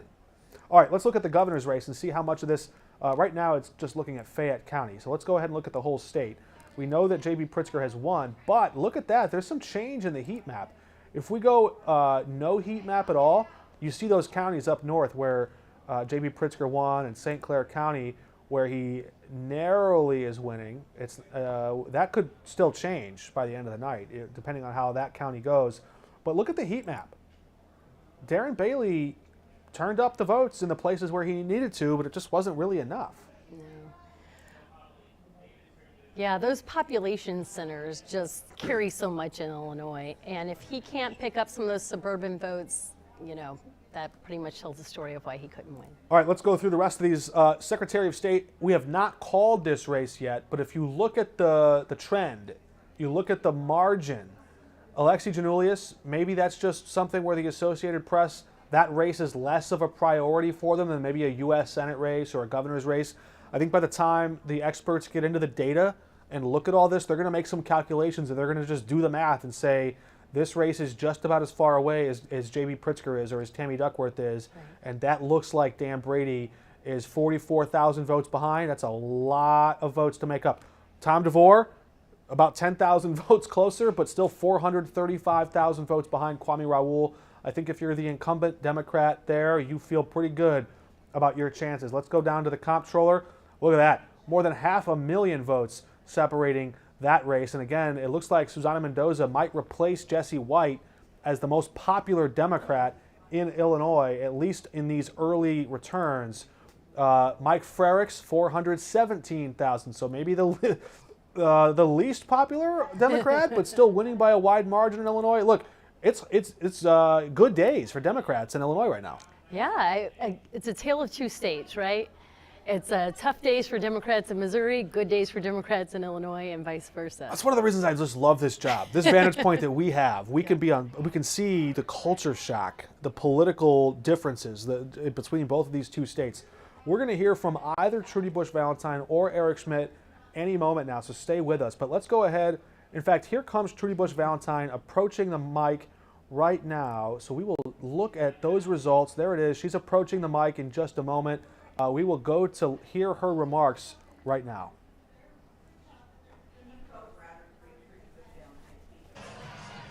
Thanks, guys. So good evening. And thank you all so much for being here tonight. Thank you for supporting me in this race and for loving Missouri as much as I do. Tonight did not end the way we hoped. Many of us are feeling scared right now. We're worried about Missouri's future and the future erosion of our rights. We feel discouraged because we work so hard, and it's easy to feel like that work didn't matter. But tonight, as I think back to our months on the trail, I know that that work that we did mattered because we reached so many Missourians in every corner of our state. We heard from farmers.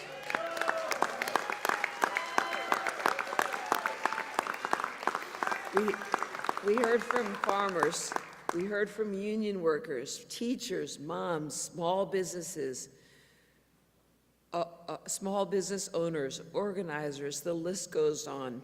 We traveled to the small rural communities and major urban areas alike. We spread our message of protecting our democracy, restoring women's freedom to choose, fighting for working families, and preserving Missouri farms. We may not have won this race, but we made great strides in Missouri.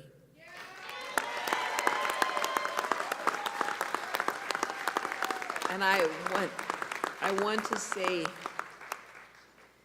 this clearly to all of you, and especially to all the young people listening tonight. We cannot give up. Change doesn't happen overnight.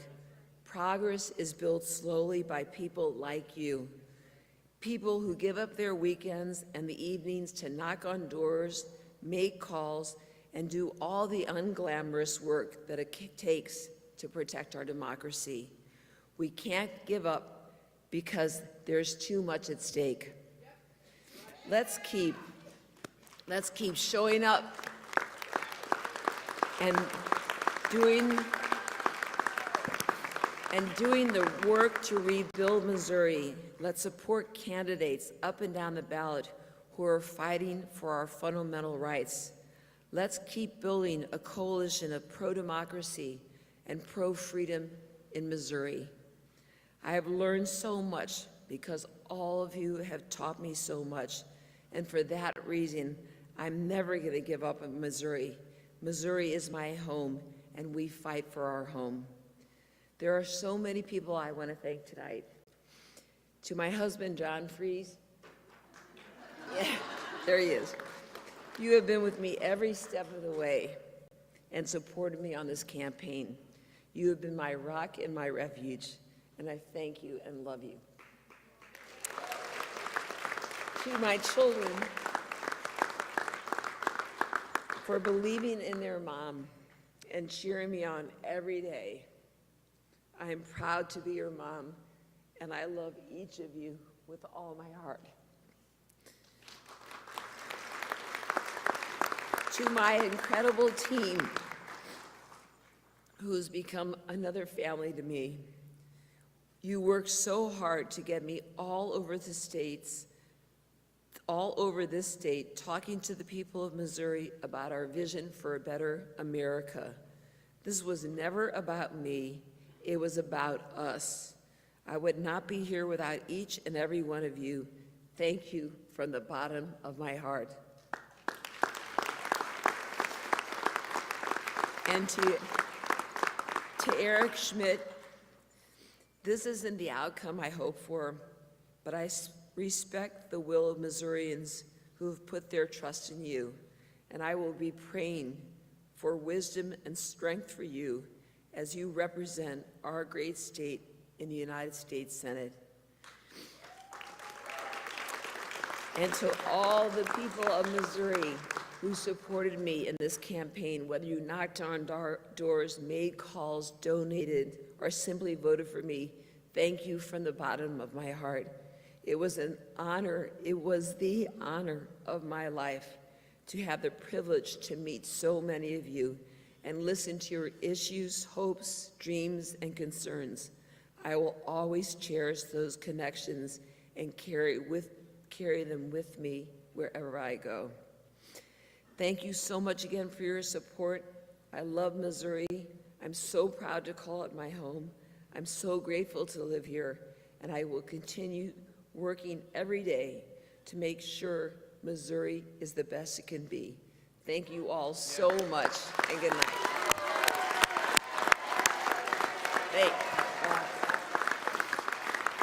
Time accepting and conceding defeat as disappointment sets in, the vote totals come in. She had that message for Eric Schmidt, acknowledging that he will become Missouri's next junior senator, replacing Roy Blunt as he retires. Eric Schmidt and his campaign are experiencing, we're hearing some technical difficulties in getting their microphones and their PA system up and running. We will carry that victory speech for you. You can see the stage there. We're in contact with our reporters on the ground and their campaign. You may find that feed, that video feed of his speech on this live stream on our website or on KSTK on Channel 5. It looks like some folks are approaching the stage, so as we're just watching and observing it in real time along with you, we are taking our cues from them. So we may hear from Eric Schmidt here any moment. We are going to sign off and thank you for joining us in this midterm election, unless I'm being told otherwise. We're going to go back. We're going to join Anita Manion here real quick. What did you make, Anita, of those comments you could hear from Trudy Bush Valentine just before we sign off? Yeah, obviously she had some emotions going there and disappointment, as anyone who runs an unsuccessful campaign has. But I thought she was gracious in her wishes to Eric Schmidt, especially in a time where we're not always seeing candidates concede or be gracious. I appreciate that. And hopefully we can unite as Missourians. Certainly some heartfelt comments from Trudy Bush Valentine, who wore her heart on her sleeve. I'm going to call an audible here real quick. We're going to go check this map. I want to look at this map in the Illinois 13th Congressional District where a race is tightening. Folks, watch this race. That's going to be a close outcome there. You see 154,000 votes counted, just 5,000 votes roughly separating Regan Deering, the Republican, from Nikki Budzinski. And we're just about halfway home, 56% of the vote counted there. That could be a close one to watch. What we're going to do is take the live feed of the Eric Schmidt campaign, and Anita and I are going to wish you a good night. You can watch the rest of this video feed here. If Eric Schmidt approaches the stage and speaks to you, if they figure out their situation, you will be able to see and hear his remarks on this stream. We are going to go get ready for the newscast that starts at 10. That's a hard deadline, something we cannot miss. We very much enjoyed watching and analyzing these results for you tonight. Any predictions, Anita, before we go about what Eric Schmidt will tell the crowd? No, typical Eric Schmidt would be give a more fiery, partisan message, but who knows? Maybe he'll come out with a more unifying message. Another thing I'm watching in that county executive race is there is a Green Party candidate who so far has a couple percentage points, which could make a difference in that race. So there's lots of interesting stuff still to watch tonight. Yeah, those local races, again, I will remind you, if you haven't heard it on this live stream broadcast just yet, you can go to our website, kstk.com right now. You can go through and watch those results of all the big, important local races on your ballot. See how voters decided who will hold the keys to government offices in these next months and years to come. Thank you so much for joining us. We're going to leave you now with the video feed of Eric Schmidt as he prepares to take the stage at his campaign watch party in Maryland Heights and accept the nomination to be your next senator in Missouri.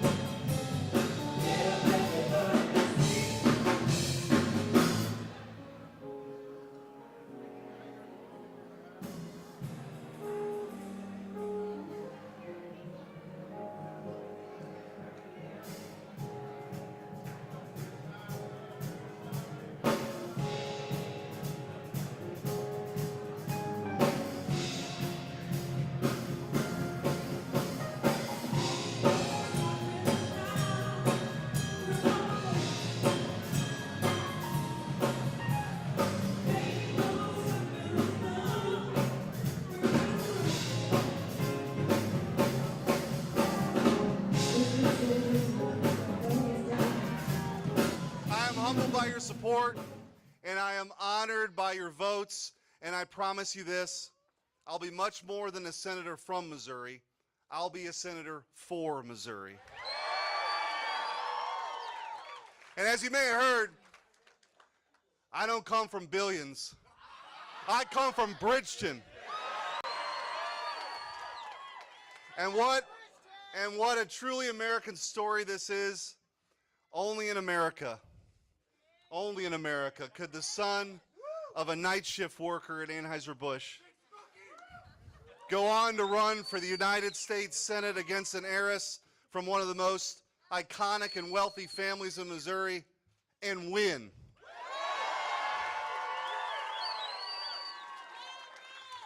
Earlier tonight, I received a very kind and gracious phone call from Miss Valentine. I want to thank her tonight for running a tough and spirited campaign. But now, the voters have spoken. The polls have closed and the results are in. Tonight, the people of Missouri have voted for a new direction and a new generation of leadership to save America.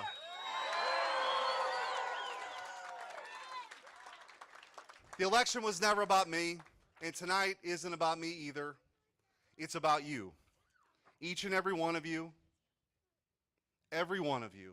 even the folks watching on TV and the folks who aren't watching on TV. It's about your families and your jobs and your dreams and the future of this great country. Tonight is about all the regular, hard-working Missourians who've suffered the last 2 years, those who've been left behind, people who work hard every day and want their children to inherit America they've known and loved. These folks are the heart and soul of America, and I will be their champion in the United States Senate.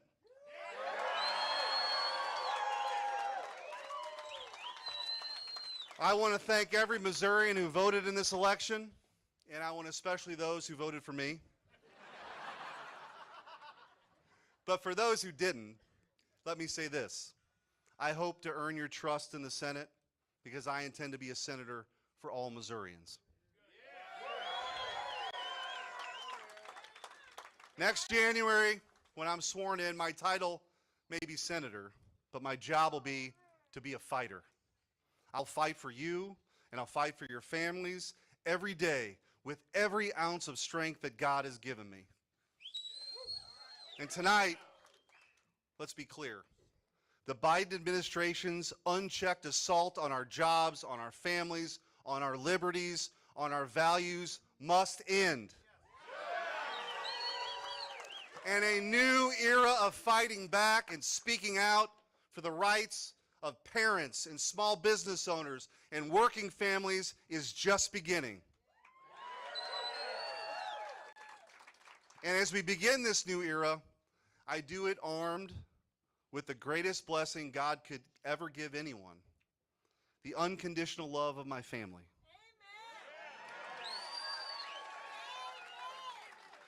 They are the reason I got into public service, and each day I am motivated by the same thing that motivates all of you. I want to leave a better world for my kids. And that belief and that hope of a better life is deeply rooted in who we are as Missourians. The story of Missouri is one that's been written by many hands over 2 centuries. Missouri has always been the backdrop and the destination for pioneers, innovators, and people who want a better life and who are willing to work for it. It's the story of exploration and the courage of Lewis and Clark, wanting to see what was on the other side of the mountains. It's the story of Mark Twain, who changed the world with sheer personality and words. It's the story of innovation and imagination that fueled Edwin Hubble to invent a telescope that could open up worlds unseen. And it's the story of your family and mine, who had the grit and the determination to come to Missouri, looking for a fresh start, a better way of life, when Missouri was literally on the edge of the map. Missourians have always been suspicious of a federal government 1,000 miles away telling us how to run our lives, and have always wanted to chart our own course. And that still rings true today in cities named Independence and Liberty, in towns called Freedom and Defiance and everywhere else in between. Tonight, Missourians made a statement that the free state of Missouri will continue to lead the charge for freedom and opportunity.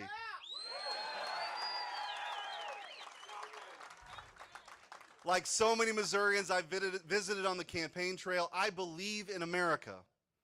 And America deserves so much better than we've seen the last 2 years.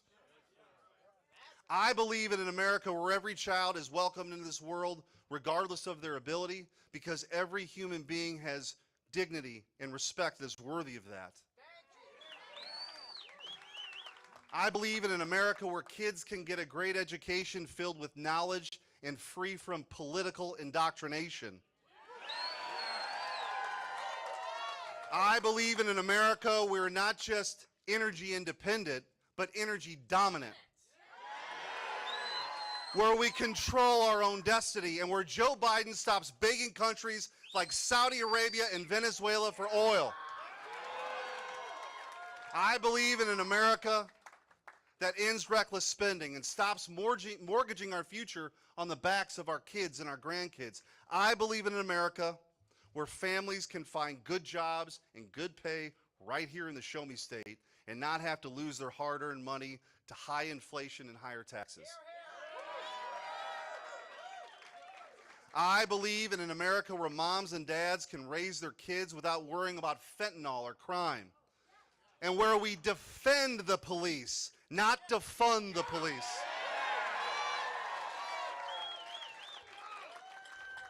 And I believe in an America where government policies don't get in the way of people going as far and as fast as their dreams will take them, where anyone can achieve anything.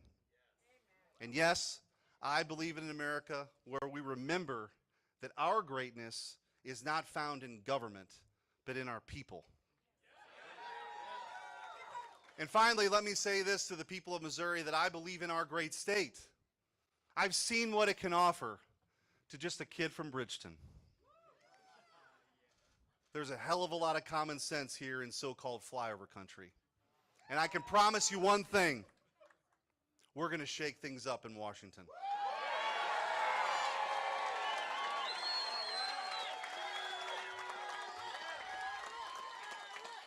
I want to thank my wife, Jamie, for her endless love and support. We were actually in this tunnel. We've been married for 23 years. We met in college and we were in this tunnel, and I said, Jamie, can you believe this? Did you ever in your wildest dreams imagine we'd be on this stage? And she said, Eric, you've never been in my wildest dreams. Yeah.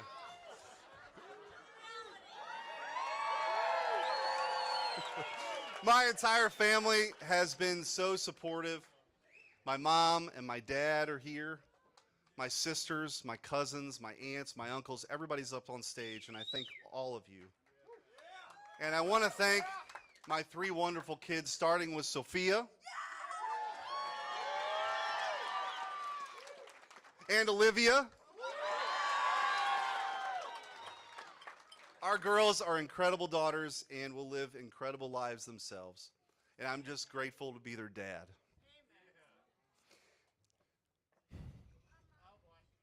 Stephen is here too. Stephen's here. And I know many of you know Stephen is a special blessing. Stephen was born with a rare genetic condition and has epilepsies on the autism spectrum and is nonverbal. And I thank God every day for his life. It'll never be typical, but it'll always be special. And even though Stephen is nonverbal and has no words, anybody who's ever met this kid has been inspired by him. And I know that I have.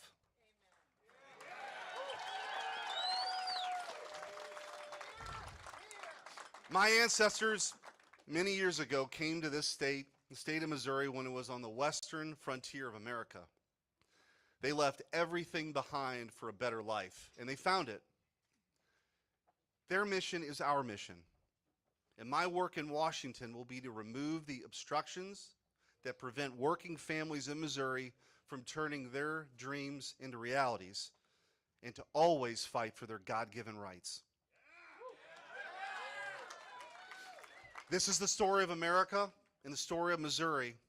It's a place where ordinary people can do extraordinary things. And I will take that pride in our state with me to Washington. And I will never forget the message sent tonight by the voters of the great state of Missouri that we're not giving up on America. To the contrary, we believe our best days are ahead of us, and it is worth fighting for. Ladies and gentlemen, tonight is not the end. Tonight is just the beginning. And it will take all of us working together to make that happen. As your next United States Senator, I will fight every day for a brighter future and a better America for every Missourian from every part of our great state. Thank you. God bless you. God bless Missouri. And God bless the United States of America. Let's go! Thank you. Thank you.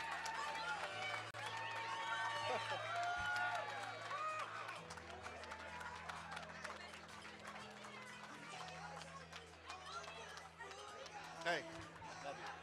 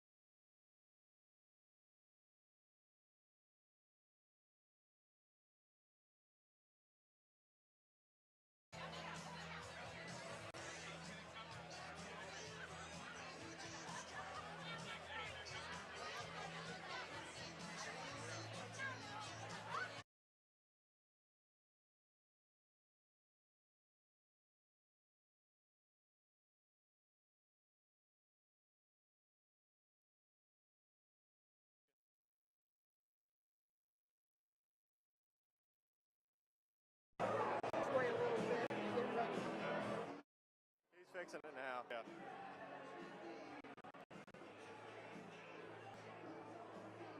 Mic check 1 2 3. Mic check 1 2 3.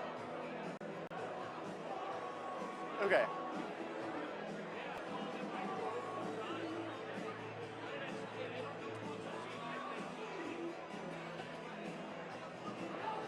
Okay.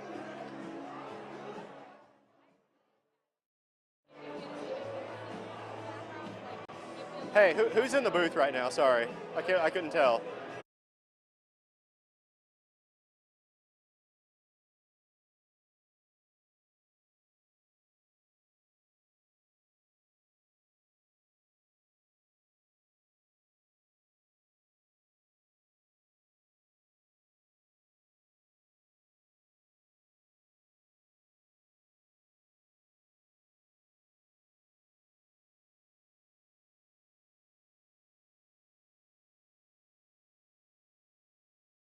At Today in St. Louis, we focus on what matters most in the morning. Local! More local. Local coverage and the latest news that affects you. Local weather with our Just Right forecast. And local traffic. It's right on time. From your family to your pocketbook to your health. At Today in St. Louis, your morning is our focus because no story matters more than the one that affects you. Today in St. Louis, focused on you. At 5 on your side, we put weather first. Look how high the water was. Is there somebody in there? It impacts your job. Half of the building is destroyed. Your family. For the Weather First team, you and your community, that's our priority. the most accurate, always first. The 5 on your side Weather First team, focused on you.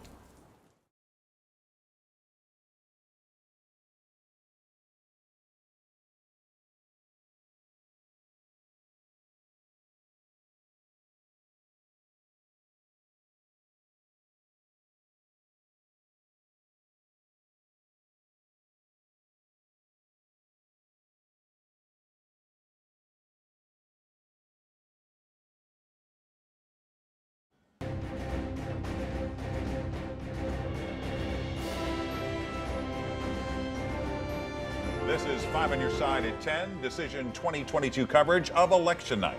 Good evening. I'm Mike Bush. And I'm Ann Allred. The polls closed just 3 hours ago and results are pouring in. We have live team coverage with crews and cameras across the region covering the big races here at home. Let's start with the race for Missouri's U.S. Senate seat. You just heard from him. Republican Eric Schmidt has been declared the winner, beating Democrat Trudy Bush Valentine. Schmidt will replace the retiring Roy Blunt. Just minutes ago, both candidates addressed their supporters. Justina Cornell is with the Bush Valentine campaign near downtown. Here's Holden Kerwicki, who's live at the Schmidt campaign party at Westport Plaza. Holden. Well, Ann, Eric Schmidt has addressed a raucous crowd out here tonight. They're obviously excited about his big win. Now they're looking forward to what comes next. Schmidt said that his victory tonight actually sends a very big message to President Joe Biden and the Washington establishment that the people of Missouri are ready for a change. He thanked his family and touched on a number of different issues that have impacted this race all across the state before thanking his supporters not only for coming out here tonight, but going out earlier today and casting their vote. Schmidt even had a message for the people who didn't vote for him. You're going to want to hear it. I want to thank every Missourian who voted in this election, and I want especially those who voted for me. But for those who didn't, let me say this. I hope to earn your trust in the Senate because I intend to be a senator for all Missourians. Now, even after his victory speech and during, actually, Schmidt continued his rhetoric that he had before the race, where he contrasted himself as a boy from Bridgeton against a billionaire heiress. We're actually going to go over now to Trudy Bush Valentine's campaign, where our Justina Cornell is standing by. Yeah, Holden, we also just heard from Trudy Bush Valentine about 30 minutes ago, and she was emotional with tears in her eyes, and she says this was not the ending that she had hoped for. Now, she also says it's easy to feel discouraged right now and hopeless, but they made great strides in this campaign. She says their work mattered because they reached so many Missourians. Bush Valentine had a message for younger folks saying change doesn't happen overnight and to keep pushing for that change. Now, she adds, I'm never going to give up on Missouri, end quote. And Bush Valentine also had a few words for her opponent, Eric Schmidt. To Eric Schmidt, this isn't the outcome I hope for, but I respect the will of Missourians who have put their trust in you, and I will be praying for wisdom and strength for you as you represent our great state in the United States Senate.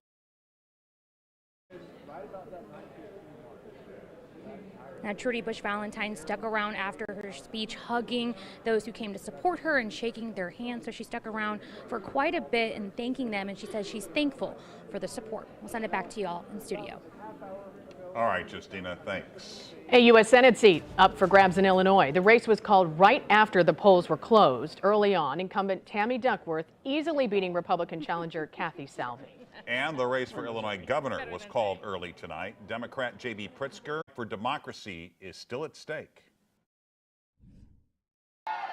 When the rights and freedoms of our most vulnerable people are disregarded, when the welfare and education of all of our children are under siege, when the guardrails of our democracy, the load-bearing walls of institutions of government, the freedoms that this state's most famous son died to protect are under attack, well, then winning is not a luxury but a necessity. So yes, Illinois, I am here and I am ready for the fight. Are you ready for the fight too? Let's look at the tight race for St. Louis County Executive. Incumbent Sam Page being challenged by Republican Mark Maxwell, who ran twice for the job as a Democrat. Right now, Page has a 4-point lead at 51% to Maxwell's 47%. Laura Barczewski is with the Manavani campaign in Brentwood, but let's start with Robert Townsend. He is with the Page campaign. He's in Bridgeton. Robert. Hey there, Mike. Right now, Sam Page and a lot of supporters are happy about those numbers that they're seeing. I'm going to step back, and you can probably see him just in the crowd there. He is keeping a close eye on the numbers. Again, numbers that are right now pushing Page to a possible victory. You can see about 200 supporters have packed the Machinist Hall here in Bridgeton. The 57-year-old St. Louis County executive is here with his wife, Jenny, and they're two of their three sons. St. Louis County Prosecutor Wesley Bell is also in this crowd to show his support. Again, the latest numbers show Page is leading his Republican opponent, Mark Maxwell. Page has about 51% of the votes. Maxwell has 47%. Now, again, that's what 205 of 239 precincts reporting at this hour. Well, that's really consistent with what I heard at the polling places today when I was talking with voters. We had a lot of spontaneous support in all corners of the county, even in traditional Republican areas. Again, the mood right now, of course, is just all electric. A lot of folks here just crossing their fingers.